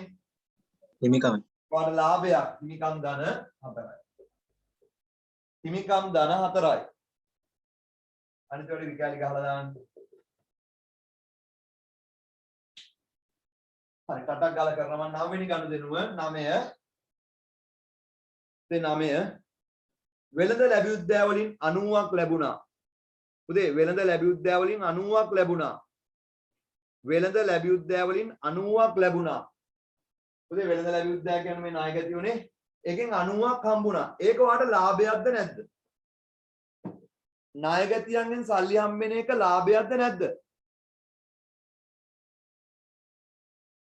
නෑ. නෑ. නායකතියෝ කියන්නේ පුතේ මේ මෙතන මේ වෙළඳ ලැබියුද්දෑ වලින් මේ 130යි වලින් හම්බුන්නේ නැහැ. පස්සේ දෙන්නම් කිව්ව එකෙන් 90ක් හම්බෙලා. ඒක අපි බඩු විකුණන වෙලාවේ ලාභයට ගත්තා. දැන් ආයි ගන්න බෑ. එහෙනම් ණයගතියන්ගේ මුදල් ලැබිලා. කීයද ලැබිලා තියෙන්නේ 90ක්. කොහොමද දෙලියන්නේ? මුදල් ධන 90යි. මුදල් ධන 90යි. උදේ මුදල් වල 90ක් ආවනේ. ඒකෝට ඒක මේ ලැබෙන්න තියෙන දේවල් වලින් අඩු වෙනවා. වෙනද ලැබුත් දැන් ඍණ 90යි. එච්චරයි. හරිද? එච්චරයි.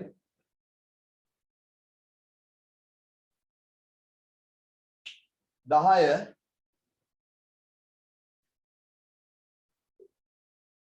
බලන්න 10 වෙනි ගනුදෙනුව වෙළඳ ගෙවියුද්දෑ වලින් 80ක් ගෙවුවා. උදේ මේ වෙළඳ ගෙවියුද්දෑ කියලා මේ තියෙන 50 40 90ක් එකෙන් 80ක් ගෙවලා. උදේ ඔයා බඩු එහෙම ණයට අරගෙන සල්ලි එහෙම ණයට අරගෙන ඒවා බේරනවා. ඒක වාට පාඩුවක්ද? ගත්ත ණයක් බේරන එක පාඩුවක්ද? කියන්නකො ළමයි. ගත්ත ණයක් ගෙවන එක පාඩුවක්ද? නෑ ඒක ලාභයක් නෙමෙයි ඒක වියදමක් නෙමෙයි. එහෙනම් පුතේ ගත්ත ණයක් බේරනවා. කොහොමද ලියන්නේ? මුදලින් බේරනවා. මුදල් ඍණ 80යි. හරි. මුදල් ඍණ 80යි. මේක පාඩුවක් නෙමෙයි එහෙනම් හිමිකම් වලින් අඩු කරන්නේ නැහැ කොටද දාන්න. වෙළඳ ගෙවියුද්දෑ ඍණ 80යි. වෙළඳ ගෙවියුද්දෑ ඍණ 80යි. 11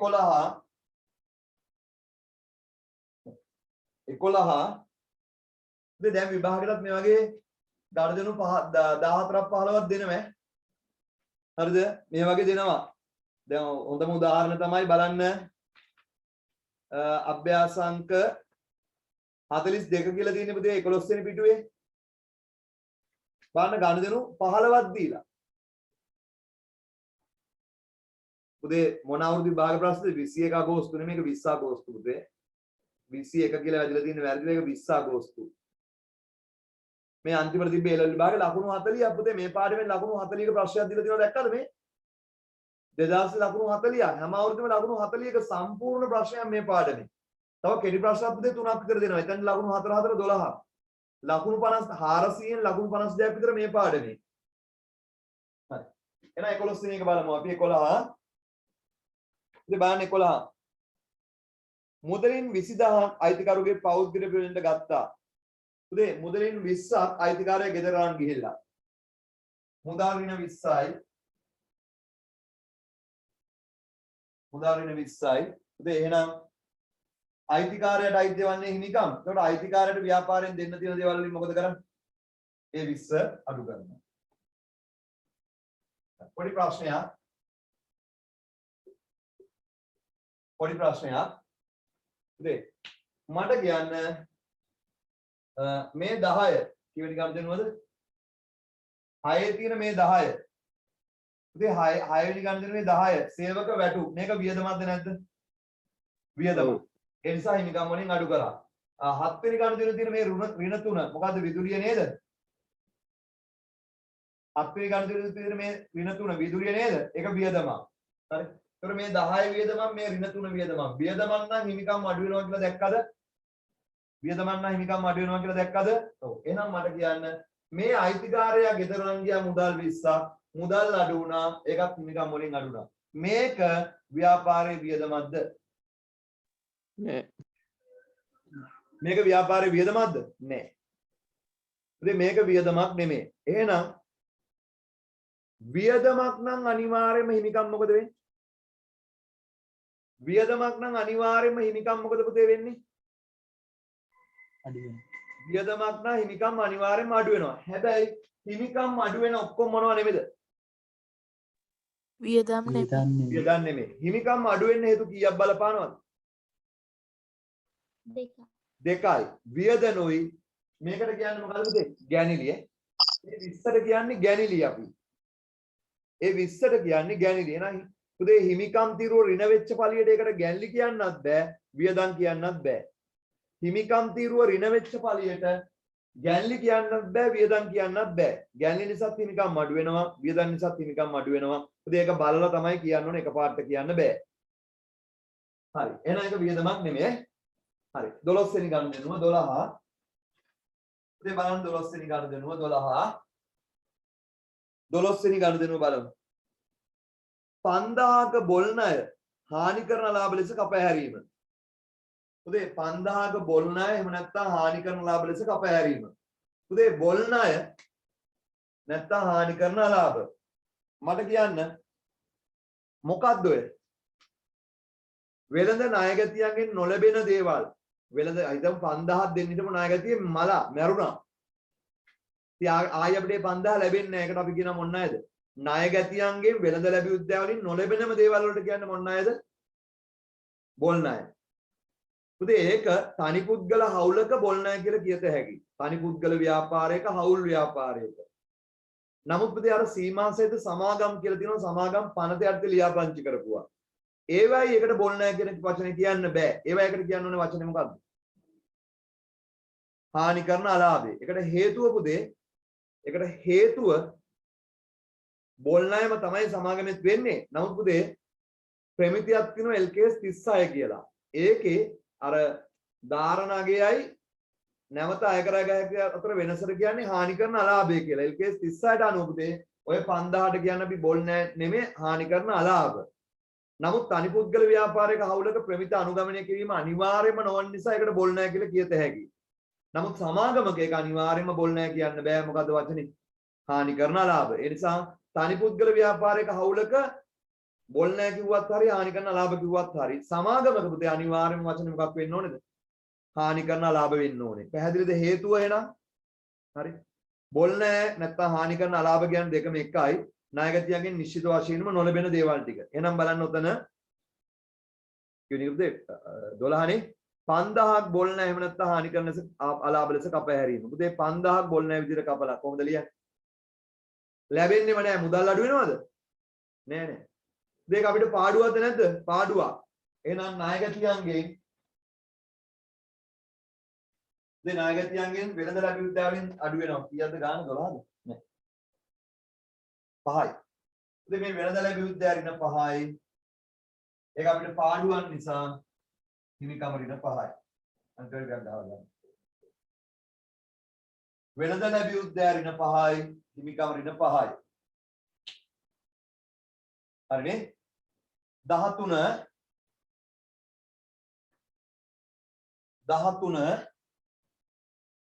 හරි බානුදේ 13 වෙනි කාට දෙනුව 13 මොකද කියන්නේ 13 අයිතිකරුතම් පෞද්ගලික මුදල් වලින් 10000 වෙළඳ ගෙවි උද්‍යාව ගෙව්වා. අපද අයිතිකාරයා ව්‍යාපාරේ සල්ලි වලින් නෙමෙයි අයිතිකාරයා ගෙදර සල්ලි වලින් වෙළඳ ගෙවි උද්‍යාව මේ නාහිමියන්ට ගෙවලා. එහෙම ගෙවනවනේ. ඉතින් නාහිමියෙක් කියන්නේ අපි ගෙවන්න ඕනේ කට්ටිය ඇවිල්ලා එයා සල්ලි දෙනවා ලාච්චුවේ සල්ලි නැහැ.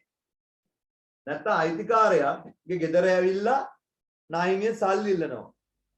අයිතිකාරයා ගෙදර තියෙන මුදේ ගෙදර පෞද්ගලික සල්ලිනේ ව්‍යාපාරික සල්ලි නෙමෙයිනේ. අයිතිකාරයා නාහිමියන්ට බේරනවා එයාගේ පෞද්ගලික සල්ලි වලින්. මුදේ ව්‍යාපාර වලට මුදල් වලට මුකුත් වෙනවද? නැහැ. නමුත් මුදේ වගකීම අඩු වෙනවා. වෙළඳ ගෙවි උද්‍යාව අඩු වෙනවා. කීයද මුදේ? 10යි. වෙළඳ ගෙවි උද්‍යාව ඍණ 10යි. වෙළඳ ගෙවි උද්‍යාව ඍණ 10යි. බේරුවන් නමුත් ව්‍යාපාර මුදල් වලට මුකුත් වෙන්නේ නැහැ. ඒක අයිතිකාරයා ව්‍යාපාර එකක් නේද ගෙව්වේ. ඒ කියන්නේ අයිතිකාරයා තව රුපියල් 10ක් ව්‍යාපාරට දැම්මහා සමානද නැද්ද? කියන්නකෝ සමානයි. ඒක එතකොට අමතර ප්‍රාර්ථනයේද වීම. ඒ කියන්නේ හිමිකම් ධන 10යි. හිමිකම් ධන 10යි. මට කියන්න ලාභ ලැබුවාම හිමිකම් මොකද වෙන්නේ? ලාභ ලැබුවාම හිමිකම් මොකද වෙන්නේ? වැඩි වෙනවා. එහෙනම් උදේ මේ 3 වෙනි ගනුදෙනුවයි 4 වෙනි ගනුදෙනුවයි 80ක බඩු 120 ක 40ක් ලාභයි 4 වෙනි ගනුදෙනුවේ 70ක බඩු 130ක 60ක් ලාභයි. ඒවා ලාභ ඒවා ආදායම්. හිමිකම් වැඩි වෙන ඒවා ආදායම් ලාභ. මට කියන්න මේ 10ත් ආදායමක්ද? ඒ 10ත් ආදායමක්ද? කියන්නකෝ. නෑ. එහෙනම් පුතේ හිමිකම් වැඩි වෙන්න බලපානවා ගනුදෙනු දෙකක්. කියන්නේ හිමිකම් වැඩි වෙන්න බලපාන ගනුදෙනු දෙක. පුතේ හිමිකම් ආදායම් ප්‍රාග්ධනයේදී. පුතේ ආදායම් හා ලාභයි එහෙම කියමු. ආදායම් හා ලාභයි. දැන් පුතේ මේ 40යි 60යි ලාභ. මේ 8 වෙනි ගනුදෙනුවේ 4 කොමිස් ආදායම්නේ. ආදායම් හා ලාභයි අනිත් එක මොකද්ද? අමතර ප්‍රාග්ධනයේදී. අමතර ප්‍රාග්ධනයේදී කියන්නේ අයිතිකාරයා ව්‍යාපාරයට ගෙදරින් සල්ලි ගෙන ඒවා. හරි එහෙනම් පුතේ හිමිකම් తీරුව ධන වෙච්ච පළියට කියන්න බෑ ඒක ආදායමක් හෝ ලාභයක් කියලා. අමතර ප්‍රාග්ධනය වෙන්නත් පුළුවන් ඈ. හිමිකම් తీරුව වැඩි වෙන්න බලපානතර හේතු දෙකක්. හිමිකම් වැඩි වෙන්න හේතු දෙකක් බලපානවා. 14 වෙනි එකට එන්න පුතේ. දේපල පිරියත් උපකරණ ෂේ දෙකයි. ඉතින් මේ දේපල පිරියත් උපකරණ කියන්නේ මේ තියෙන 200ක් තිබ්බනේ මාසෙ මුල දෙකක් ෂේ වෙලා පුතේ පාවිච්චි කරන්න අගේ අඩු වෙනවා. දැන් මේ මාසෙ මුල ලීබඩු 200ක් වෙනකොට මාසයක් පාවිච්චි කරාම දැන් මාසෙ අග වෙද්දි 200ක් වටින්නේ නැහැ. අගේ අඩු වෙලා. ඒ අගේ අඩු වෙන එක මොකක්ද අපි කියන්නේ? දේපල පිරියත් උපකරණයක අගේ අඩු වෙන එකට කියන්නේ අපි ෂේ වෙනවා කියලා. ෂේ වලට වෙනම නිර්වචනයක් තියෙනවා පුතේ. LKS 16 කියලා ප්‍රමිතියක් තියෙනවා. ඒක ෂේ වෙනවම ගන්නවා. ඒක 13 වසරේ වාඩි ඉගෙන ගන්න තියෙන්නේ. ප්‍රමිත. ස්කෝර තිබ්බනම් මේ විදිහ උගන්නලා. තාම ඔයගලන්ට උගන්නන්න නැත්නම් අවුලක් නැහැ. තාම හවුල් ව්‍යාපාර කරලත් නැහැ නේ. එතකොට පොඩි ෂේප් එකක් තියෙනවා නැත්නම් මේ විදිහ ඉවරයි ඒවා. ඉතින් ෂේ වීම වලට වෙනම ප්‍රමිතියක් තියෙනවා. ඒ උගන්නයි ඒවා ස්කෝර මහත් උගන්නවා දැන්. තියරි පන්ති අපිට දැන් ළඟයිනේ 12 වසර වැඩි ඉවර කරන්න. හරි. දැන් ලාභාරුණ සංවිධාන ඊට පස්සේ අසම්පූර්ණ හවුල් ඒතකොට 12 වසර ඉවරයි. හරි 13 වසරේ පළවෙනි පාඩමේ තමයි පුතේ LKS ඉගෙන ගන්න තියෙන්නේ. කමන්නේ. ඉතින් එහෙනම් දේපල පිරිත උපකරණ අගේ අඩු වෙලා දෙකකි. එහෙනම් 14 කියලා දැම්මා. දෙකයි. දේපල පිරිත උපකරණ ඍණ දෙකයි. කොහෙද පුතේ තව දාන්නේ දෙක කියන්නේ? තා කොහෙද දෙක දාන්නේ? පුතේ මාසෙ මුල 200ක් තිබ්බ ලීබඩු දෙකකින් අගේ අඩු වෙච්ච එක අපිට ලාභද? නෑ. ඒක මොකද්ද අපිට කියන්නේ? පාඩුවක්, වියදමක්, අලාභයක්, හිමිකම් ඍණ දෙකයි. අපිට පාඩුවක් නම් අනිවාර්යයෙන්ම හිමිකම් වලින් අඩු වෙනවා. ඒක මුදල්ම අඩු වෙන්නේ නැහැ. පැහැදිලි නේද? පාඩුවක් නම් පුතේ අනිවාර්යයෙන්ම හිමිකම් වලින් අඩු වෙනවා. මෙතන අඩු උනේ දේපල පිරිත උපකරණ. එතකොට මේ පහ පාඩුව අඩු උනේ වෙනද ලැබියුත් දෑ වලින්. එතකොට මේ 10 මුදල් වලින් අඩු වුණා. එතකොට තව ලයිට් බිල තිබ්බනේ 3ක්ද කොහෙද? මෙන්න මේ 3 හිමිකම් අඩු වුණාට ගෙව්වේ නැහැ වක්කීම් වැඩි වුණා. හරි. තව ගනුදෙනු දෙකයි. 15 දැන් 15 වෙනි ගනුදෙනුව 15 වෙනි ගනුදෙනුව බලන්න ඉක්මනට. මොකද කියන්නේ මේ 15 වෙනි ගනුදෙනුවේ? 15 වෙනි ගනුදෙනුවේ මොකද කියන්නේ? 15 වෙනි ගනුදෙනුවේ කියන්නේ පෙබරවාරි මාසදා ප්‍රචාරණ වියදම් ගෙවුවා 20යි. අපිට මේ ගාන හදන්නේ මොන මාසෙද? ජනවාරි. පෙබරවාරි කියන්නේ මොන මාසෙද? ලබන මාසේ. ලබන මාසේ ප්‍රචාරණ වියදම් මේ මාසේ ගෙවලා. ඉතින් ලබන මාසේ ප්‍රචාරණ වියදම් මේ මාසේ ගෙවලා. මොකද වෙන්නේ? මුදල් වලින් අඩු කරනවා. ගෙව්වනේ. 20ක් ගෙව්වා. සල්ලි වලින් ගෙව්වා. මුදල් ඍණ 20යි.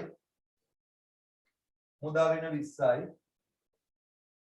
මට කියන්න පුතේ ප්‍රචාරණය කියන්නේ වියදමක් නේද? ඒක මේ මාසේ නිකම් වලින් අඩු කරන්න පුළුවන්ද බැරිද? පුතේ මුදල් වලින් 20 ගෙව්වා. ප්‍රචාරණය කියන්නේ වියදමක් පාඩුවක්. හැබැයි ජනවාරි මාසෙක නෙමෙයි ගෙවන්නේ පෙබරවාරි ලබන මාසෙක ගෙවන්නේ මේ. ලබන මාසේ ප්‍රචාරණ වියදම මේ මාසේ ගෙව්වා. මුදල් අඩු වුණා හරි. නමුත් ඕක ඔයාලට පුළුවන් ද මේ මාසේ නිකම් වලින් අඩු කරන්න? බෑ. ඇයි? මේ මාසේ වියදමක් නෙමෙයි. ඔක ලබන මාසේ වියදමක් වෙන්නේ. එහෙනම් මුදේ ඔක ලබන මාසේ වියදම් වෙන නම් කොහෙටද දාන්න ඕනේ කියන්නේ? කියන්නද? ඉදිරියට කළ ගෙවීම් කියන පුතේ වක්කම් වලට මුදල් අඩු වෙලා මෙන්න මේ ඉදිරියට කළ ගෙවීම් කියන වක්කම් වැඩි වෙනවා 20කින්. මුදල් අඩු වෙලා ඉදිරියට කළ ගෙවීම් කියන වක්කම් වැඩි වෙනවා 20කින්.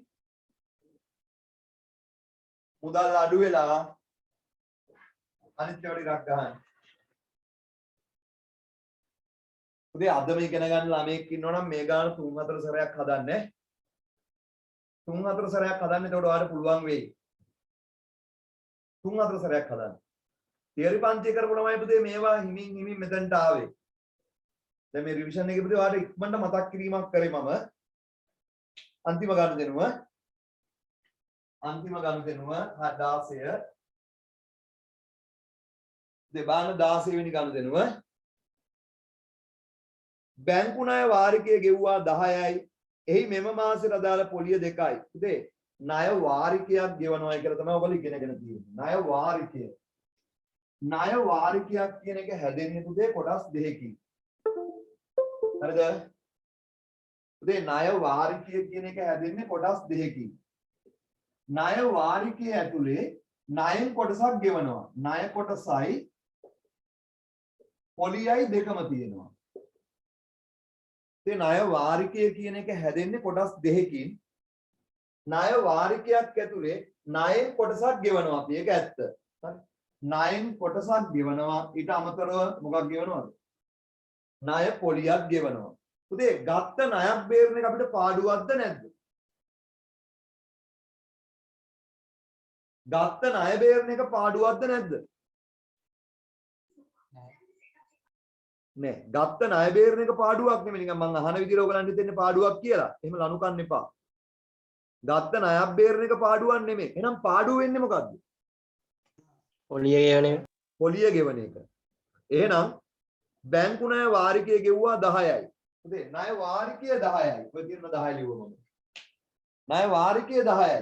එහෙනම් ණය වාරිකය කිව්වම මේක ඇතුලේ ණයෙන් කොටසයි පොලියයි දෙකම තියෙනවා. අපිට කියනවා මේ ණය වාරිකය ඇතුලේ පොලිය කීයයි කියලා. ණය වාරිකය ඇතුලේ පොලිය කීයයි කියලා කියනවා පුතේ? 2යි කියලා කියනවා. එහෙනම් ණයෙන් බේරන්න 2යි. 2යි පුතේ. එහෙනම් ණයෙන් බේරන්නේ කීයද? 8යි. 8යි. එහෙනම් 8යි. ඔයා මුදල් 10ක් ගෙව්වට ඔයාගේ පාඩුව කීයද? මුදල් 10ක් ගෙවුවට පාඩුව කීයද? 2යි. 2යි. 2යි පුතේ. හරියටම 2යි. ඔව්. එහෙනම් අපි ලියමු 16 බැංකු ණය වාරිකය ගෙවුවා 10යි. මුදලින් ගෙවනවා. මුදල් ඍණ 10යි. මුදල් ඍණ 10යි. හරිද? ඔයාට පුළුවන් ද 10 හිමිකම් වලින් අඩු කරන්න? බෑ.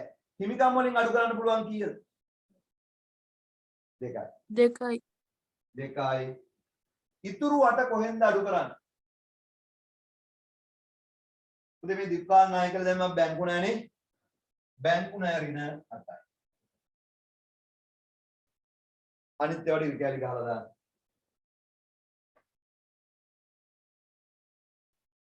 පැහැදිලි නේද? හොඳට තේරුණාද පුතේ? හරි. මේ ටික පල්ලෙහාට එකතු කරන්න. එතකොට එන්න පුතේ ආගශේෂ.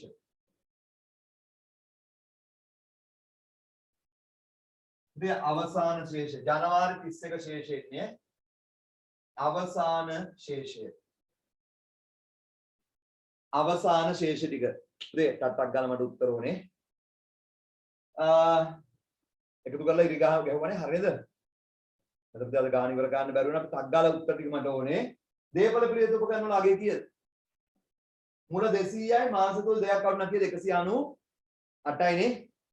198යි 88 නෙමෙයි 198යි. 198යි. තොගේ කීයද? 90ද? පුතේ මේ දාන 150යි දාන 50යි 200යි 240යි 240න් 80ක් ගියාම 150යි 50යි 200යි 240යි 240න් 80ක් ගියාම කියද්දී 160යි 160න් 70ක් ගියාම 90යි. වෙනද ලැබියොත් දැ කීයද? 115යි. ඉදිරියට කළ ගෙවීම 20යි. මුදල් කීයද පුතේ? 244යි පුතේ. අනිත් කට්ටිය කැල්ලකින් මේ ධනේව ටික එකතු කරලා ඍණේව ටික අඩු කරලා දාගන්න පුළුවන් නේද? 244 මන් දානවා. 244යි. දීර්ඝකාලීන ණය 92යි. 92යි. වෙනද ගෙවියුද්ද? කීයද? වෙනද ගෙවියුද්ද 0යි. 0යි. ඔක්කොම බේරලා. 0යි. වෙනත් ගෙවියුද්ද 3යි. හිමිකම් තීරුව පොඩ්ඩක් කියනවද මට? උත්තර එක එක උත්තර තියෙනවා. 572 කියනවා, 574 කියනවා, 582යි කියලා කියනවා. මට එකතු කරන්න වෙයි වගේ.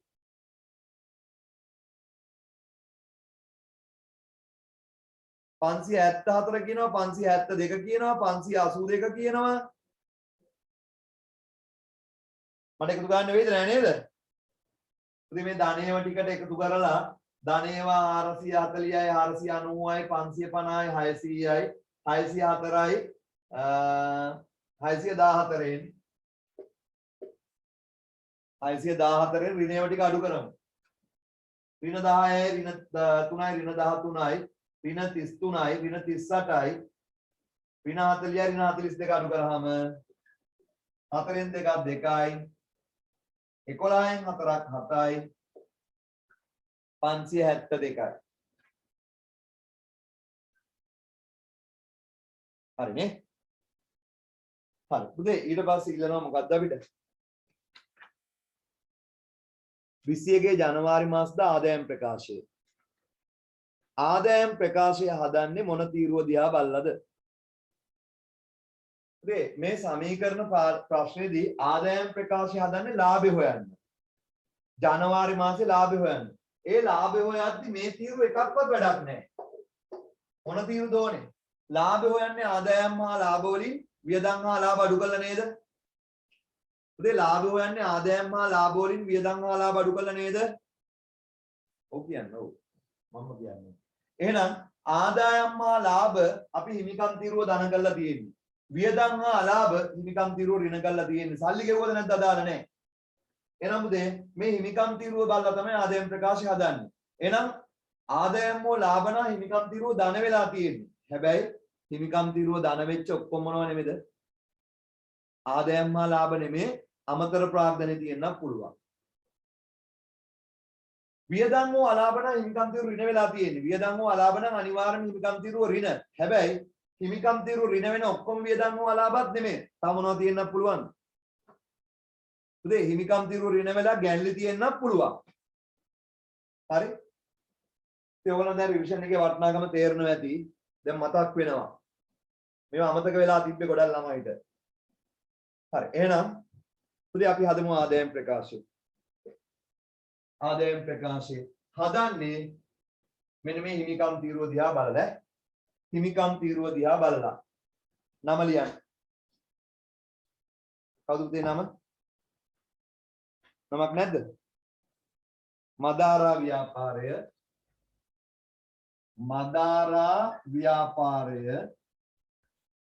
2021 ජනවාරි මාසය සඳහා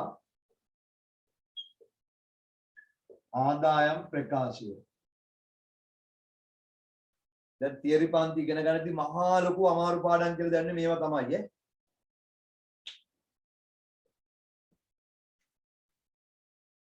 හොඳයි. තීරු දෙකක්.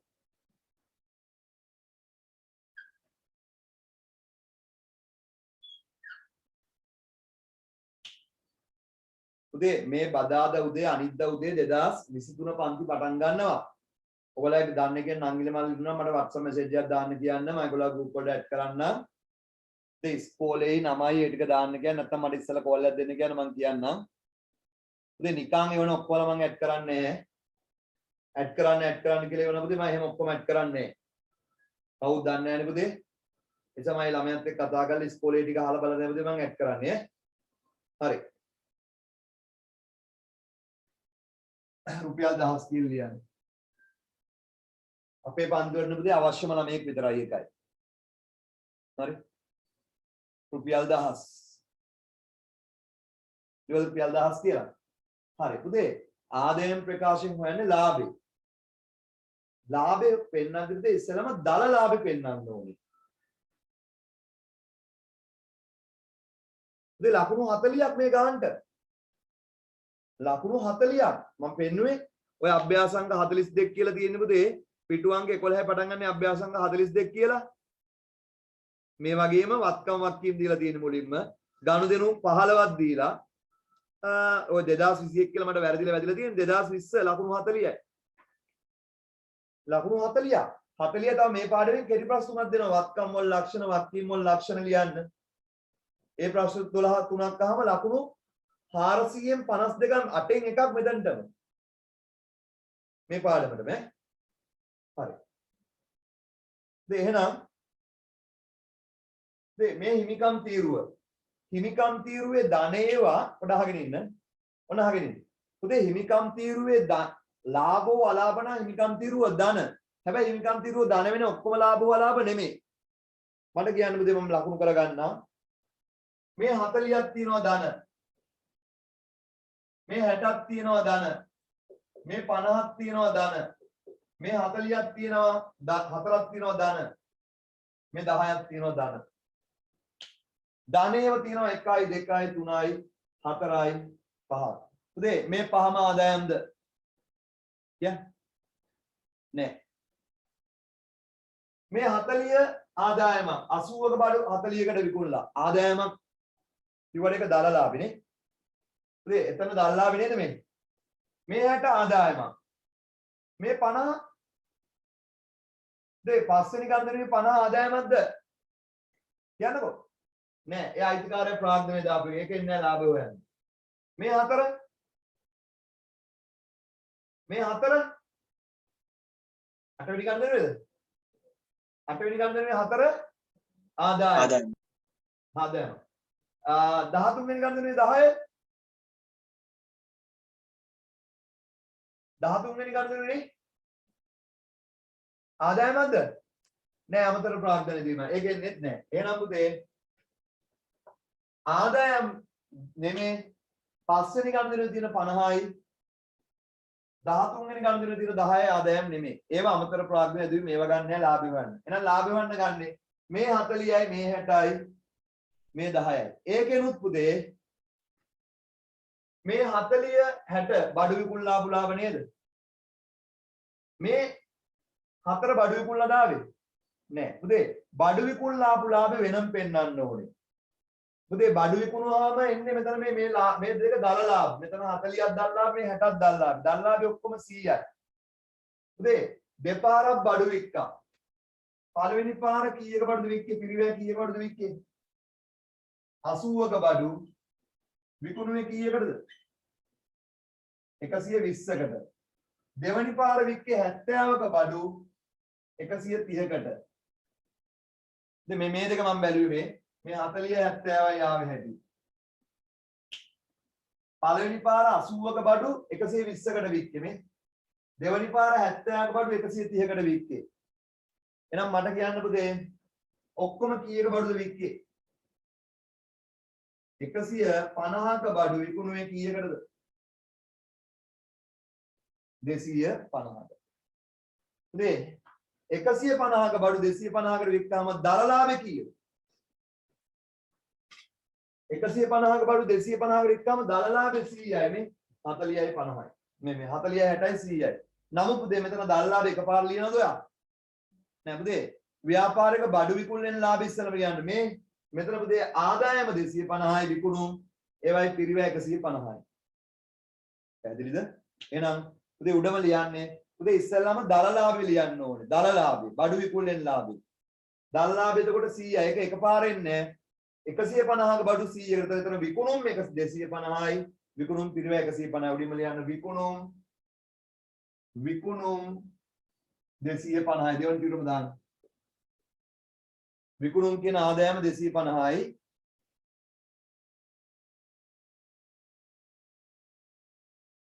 හරි. විකුණුම් පිරිවැය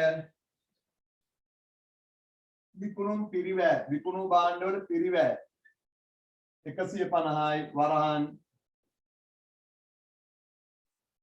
එනම් පුතේ 150ක බඩු 250කට වික්කාම 0යි 100යි.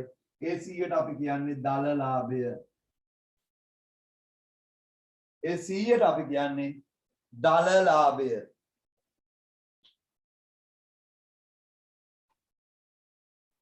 ඔව් ආපසු එවුම් ආපසු යම් තිබ්බත් ඒවා ගලපලා ගන්නවා ඊළඟ ගණන් වල තියෙනවා පුතේ.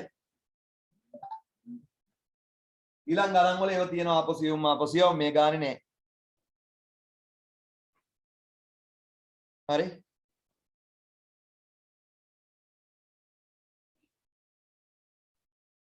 මේ ගානේ නෑ. හරි. බඩු විකුල්ලා 100යි ලාභ. ඒතර බඩු වික්කහම ඒක දල ලාභේ. දල ලාභ වෙන්නේ විකුණුම් කියන ආදායම 250න්. විකුණුම් පිරිවැය කියන වියදම 150 වුණාම මේක වෙන වෙනම පෙන්වන්න ඕනේ. ඊට පස්සේ බඩු විකුල්ලන ලාභය තමයි දල ලාභේ. ඊට පස්සේ පුතේ මේකට එකතු කරන්න ඕනේ වෙනත් ආදායම්. ලියන්න මාතෘකාවක් වෙනත් ආදායම්.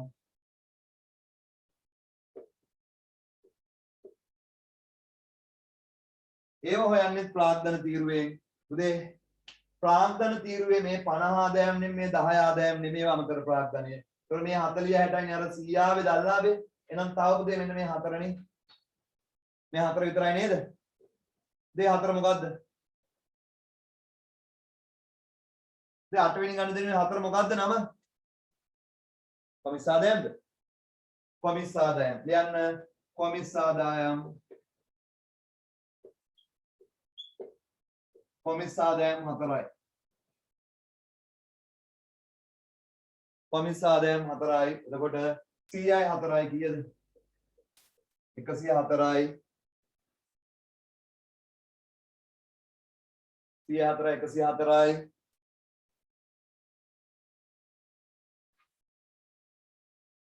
හරිද? ලියන්න පුතේ අනිකුත් වියදම්. වින අනිකුත් වියදම්.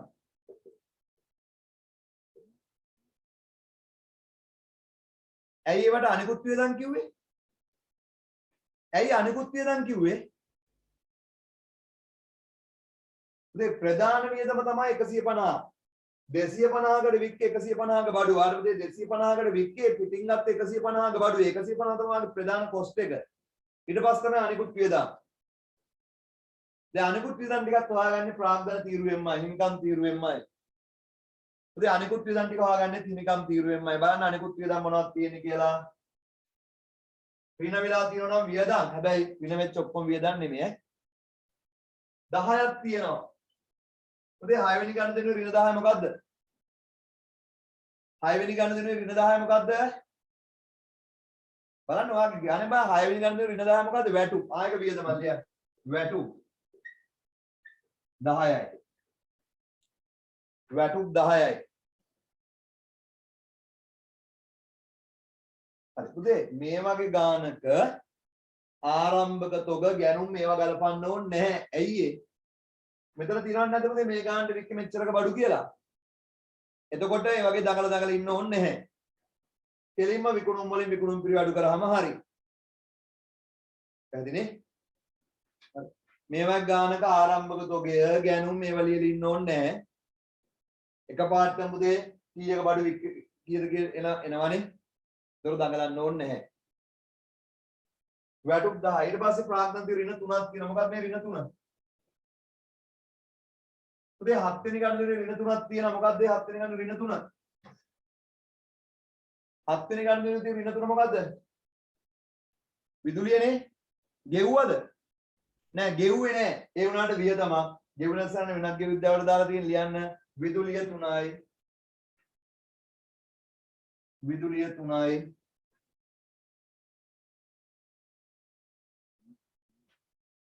විදුලිය 3යි. ඊට පස්සේ ආය ඍණ 20. දේ 12 වෙනි ගණිතයේ ඍණ 20 වියදමක්ද? 12 වෙනි ගණිතයේ ඍණ 20 වියදමක්ද? නෑ. ඒක අයිතිකාරය පෞද්ගලික ප්‍රයෝජන ඒක වියදමක් නෙමෙයි. එහෙනම් ඒක ලියන්න ඕනේ නෑ වියදම් විදියට. ඒක ලියන්න ඕනේ නෑ. ඊට පස්සේ 13 වෙනි ගණිතයේ තියෙන 5. 13නේ 13 12යි. දේ 12 වෙනි ගණිතයේ තියෙන 5 මොකද්ද? 12 වෙනි ගණිතයේ තියෙන 5 බොල් ණය වියදමක්. බොල් ණය එහෙම නැත්නම් හානි කරන ලාභ 5යි. බොල් ණය එහෙම නැත්නම් හානි කරන ලාභ. වචනේ මොකක් කිව්වත් හරි ඈ. බොල් ණය කිව්වත් 100%ක් හරි අවුලක් නැහැ. හානි කරන ලාභ කිව්වත් සමාගමක නම් බොල් ණය කියන්න බෑ හානි කරන ලාභ. තනි පුද්ගල ව්‍යාපාරයක හවුලක එකට බොල් නැහැ කිව්වත් හරි හානි කරන ලාභ කිව්වත් හරි. ඊට පස්සේ දෙකක් මොකද්ද මේ ඍණ දෙක? 14 වෙනි ගණනේ ඍණ දෙකක් තියෙනවා. මොකද්ද ඒ ඍණ දෙක? ෂෙයා. ෂෙයා දෙකයි. ෂෙයා දෙකයි. හරි? ෂෙයා දෙකයි. ඊට පස්සේ බලන්න ඊට පස්සේ මොකක්ද තියෙන්නේ? ආයි 16 වෙනි ගණනේ ඍණ දෙකක් තියෙනවා. මොකද්ද? ණය පොලි දෙකයි. ණය පොලි දෙකයි. පුතේ ණය වාරිකය 10ක් ගෙවුවට වියදම දෙකයි ඈ.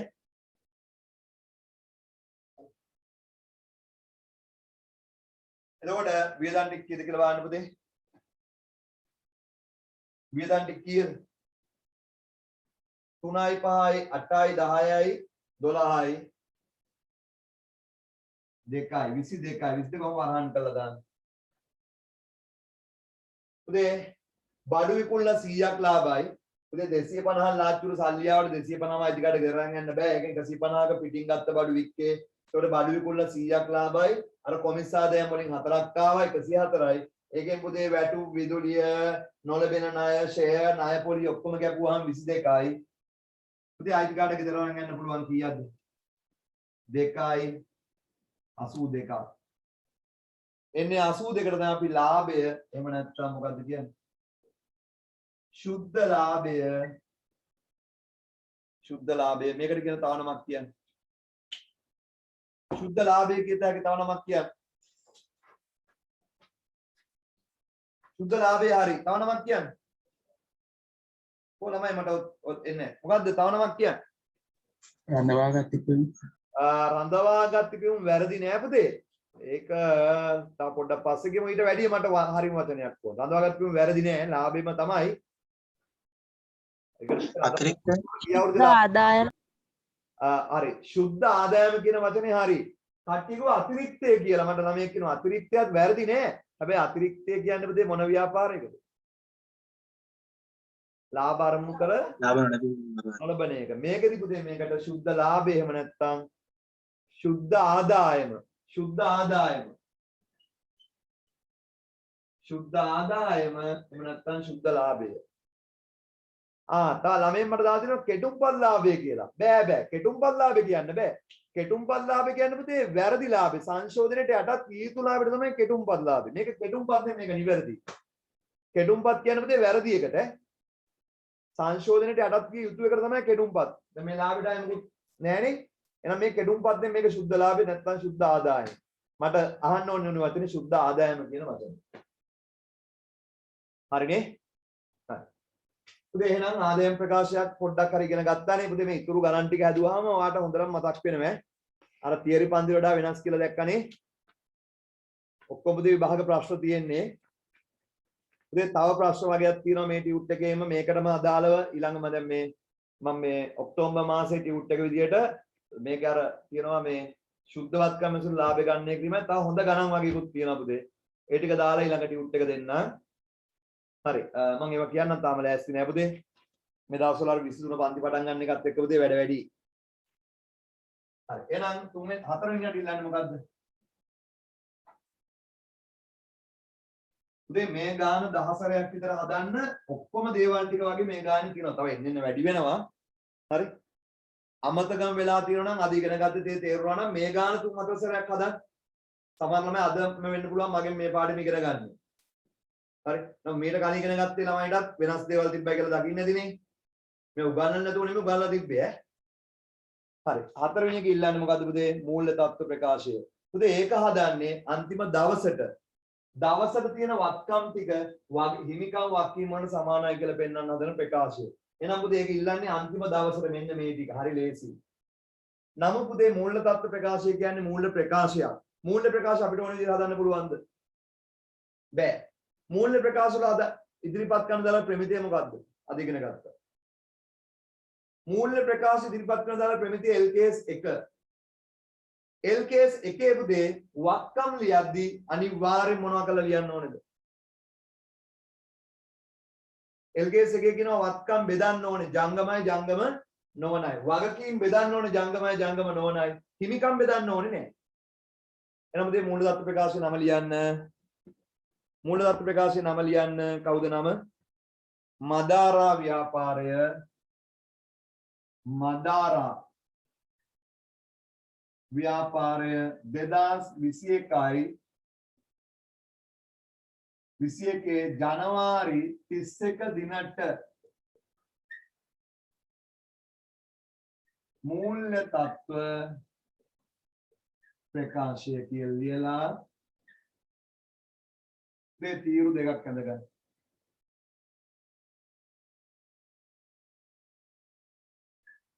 එට 10 මාට රිවිෂන් පන්ති තියෙනවා. එත මෙතන ඉඳලා හදාගෙන යනවා.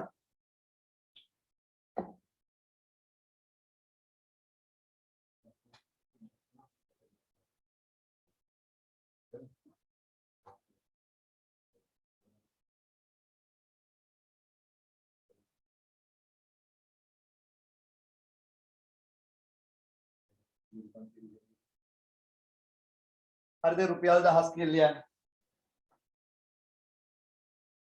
රුපියල් 1000 උදේ වත්කම් බෙදන්න ඕනේ ජංගමයි ජංගම නොවනයි කියලා ඉස්සරහම උඩින්ම ලියන්න මාතෘකාවක් ජංගම නොවන වත්කම් ජංගම නොවන වත්කම් කියලා මාතෘකාවක් ලියන්න. හරි උදේ ජංගම නොවන වත්කම් මොකද්ද මෙතන තියෙන්නේ? පොගේ තියෙන නැවත විකුණන්න. වෙළඳ ලැබුද්දා තියෙන නැවත මේ ටක් ගාන මුදල් බවට පත් වෙනවා. ඉදිරියට කළ ගෙවීම පුතේ වෙළඳ අරමුණු සඳහා වෙළඳ අරමුණු ඉදිරියට කළ ගෙවීම.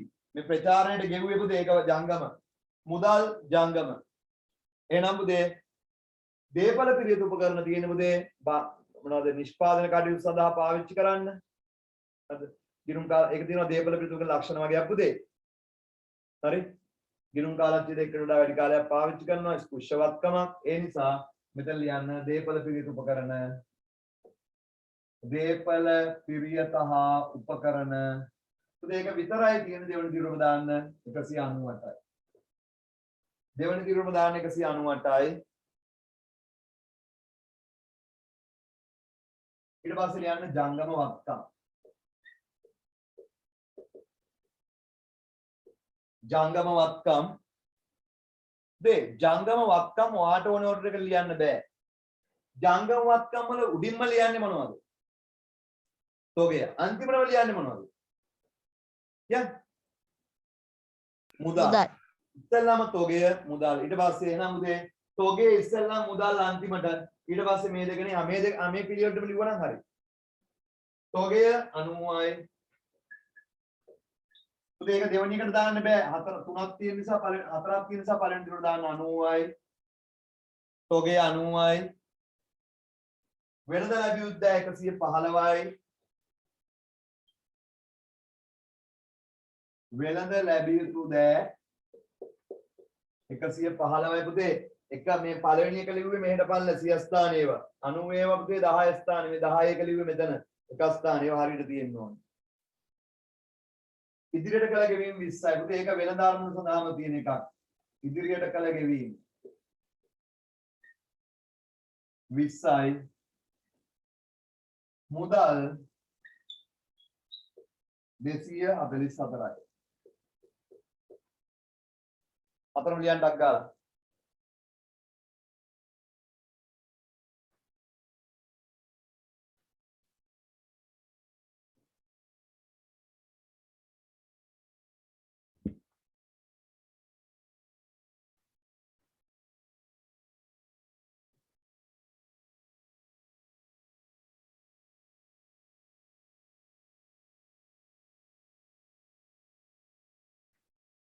දාන්න පුතේ ජංගම වත්කම් ටික කීයද? 5 4යි 9යි 9 1යි 10යි 12යි 16යි 6 දැම්ම එකක් ඉතුරුයි 469ද? ඒතකොට මුළු වත්කම් වෙනවා පුතේ 9යි 8යි 17යි එකක් ඉතුරුයි 10යි 16යි 667යි පුතේ. ඔව්නේ මුළු වත්කම් 667යි. ඊට පස්සේ හිමිකම් ඇතුලේ හිමිකම් පුතේ හිමිකම් මේකේ කෙලින්ම තියෙන හිමිකම් ප්‍රාග්ධනය කියලා ගන්න හැන්ද හිමිකම් කියලා කෙලින්ම දාන්න 572 572 පුතේ ඔන්න හිමිකම් ලියලා ඒක යද්දි ප්‍රාග්ධනය කියලා ලියලා දාන්න තිබ්බා මේක හිමිකම් කියලා කෙලින්ම දාන්න 572යි මේ වගකීම් දික්කාලින් නැහැ ජංගම නොවන දාමු අපි මේ දෙක ජංගම දාමු ඈ ජංගම නොවන වගකීම් ජංගම නොවන වගකීම් දික්කාලින් ණය 92යි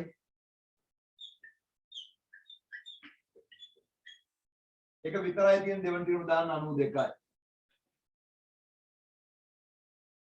දෙවන තීරම දාන්න 92යි ඉතින් මේ දෙක ජංගම වගකීම තුල ලියමු දෙකක් නැහැ එකයි වෙනද ගෙවිද්දෑ නැහැ එහෙනම් ලියන්න ඕනේ පුතේ වෙනද ගෙවිද්දෑ නැහැ ලියන්න ඕනේ එහෙනම් වෙනත් ගෙවිද්දෑ විතරයි ජංගම වගකීම් යටතේ ලියන්න එක විතරයි තියෙන්නේ ඉතින් දෙකක් තිබ්බනම් පළවෙනි එකේ ලියලා එකතුව දෙවෙනි එකට දානවා හරි ලියන්න වෙනත් ගෙවිය යුතු දෑ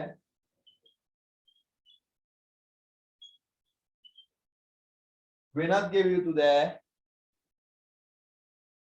3යි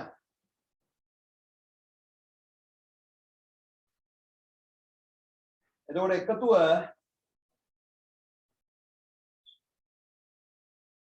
2 2 4යි 3යි 7යි 9යි 7යි 9යි 16යි 6 තුරුයි 667ට ගාන සමානයි 667ට ගාන සමානයි නේද හරි දැන් ඔයගොල්ලෝ අහලා තියෙන ප්‍රශ්නවලට උත්තර දෙන්නම් මම 664 ගාන දැන් කට්ටිය අහනවා සුද්ධලාභය දැන් ඔය දන්නේ නිසා දේ සුද්ධලාභය දැන් වෙනම ලියන්න දෙයක් නෑ අයියේ මේ හිමිකම් තීරුව ඇතුලේ මේ ධන ආදායම් ටික ලියලා වියදම් ටික ලියලා මේ 572 ගණිතදී සුද්ධලාභය එකතු වෙලා ඉවරද නැද්ද ඉවරයි ගැන්ලි අඩු වෙලා ඉවරයි එහෙනම් කෙලින් 572 දැම්මම හරි නැත්තම් පුතේ මෙතන ආරම්භක ප්‍රාග්ධනය දාලා අමතර ප්‍රාග්ධනයත් එකතු කරලා ලාභ එකතු කරලා ගැන්ලි අඩු කරලා පෙන්නුවාම නේද මේ උත්තරේ එන්නේ දැන් පුතේ මේ 572 ඇතුලේ ලාභ එකතු වෙලා ගැන්ලි අඩු වෙලා ඔක්කොම වෙලා තියෙනවා ඒ නිසා එකපාරට 572 දැම්මම ආයි සුද්ධ ලාභ ලියන්න දෙයක් නැහැ පැහැදිලිද දාර තනි පුතේ අර එහෙම සුද්ධ ලාභ එන්නේ මේ හිමි මොකෙන් හදුවාමද ශේෂ පිරික්සු මේ ගිනුම් වල ශේෂ නේ තියෙන්නේ දැන් මේ ගිනුම් තාම කෙනෙක් නැහැ නේ ගිනුම් වල ශේෂ කතාවක් නැහැ දැන් මෙතන මේ බලපෑමෙන් මේ ලියන්නේ ගිනුම් ශේෂ අරගෙන නෙමෙයි හැදුවේ ගිනුම් ශේෂ අරගෙන හදුවන් තමයි ගිනුම් වල ශේෂ ලියත් තමයි අර වෙන්නේ පුතේ හරි ඉතින් මම හිතනවා මේ කරපු ටික අද පැහැදිලි වෙන්නේ නැති නේද පුතේ කිසිම දෙයක් දන්නේ නැති ළමයෙකුට අදම මගෙන් ඉගෙන ගත්ත ළමයෙකුට මේ පාඩම් පොඩ්ඩක් හරි අවබෝධ වෙන්නේ නැති නේද බයින්න පුතේ හෙට කරාම තව ටිකක් හොඳට පුළුවන් වෙනවා අද මේ ගාන දෙතුන් වතාවක් හදන්න පුතේ අදම ඉගෙන ගත්ත ළමයෙක් ඉන්නවා නම් මගෙන් හරි පුතේ මම බොරුවට ඇද ඇද හිටියේ නෑ පුතේ එකපාරට ඔක්කොම දේවල් ටික ගන්නවා හරි ඒතකොට තව මේක පුතේ ඉස්සරහා විභාග ප්‍රශ්න ටික කරාම ඔයාලට හොඳට පුළුවන් වෙන එක වෙන්නේ රිවිෂන් කියන්නේ ඒකනේ පුතේ හරිද නිකම් බොරුවට හුරතල් කර කර ආයි අරම තියරි පන්තියෙම කරපු දේ ආයි උගන්වන්න වැඩක් නැහනේ ඔයාලට පුතේ තියරි නොකරපු ළමයෙකුටත් මේකෙන් අල්ලගන්න පුළුවන් ඒකයි මේ විදියට හදලා තියෙන්නේ හරි එහෙනම් මං හිතනවා පුතේ ඔයාලට හිතියට වඩා දැනුමක් අද ලැබෙන්නේ නැති එහෙනම් හෙට 10 මාට ආයි ක්ලාස් එක තියෙනවා අදට ඉවරයි හෙට 10 මාට පුතේ ආයි පන්ති තියෙනවා අදට මෙතනින් ඉවරයි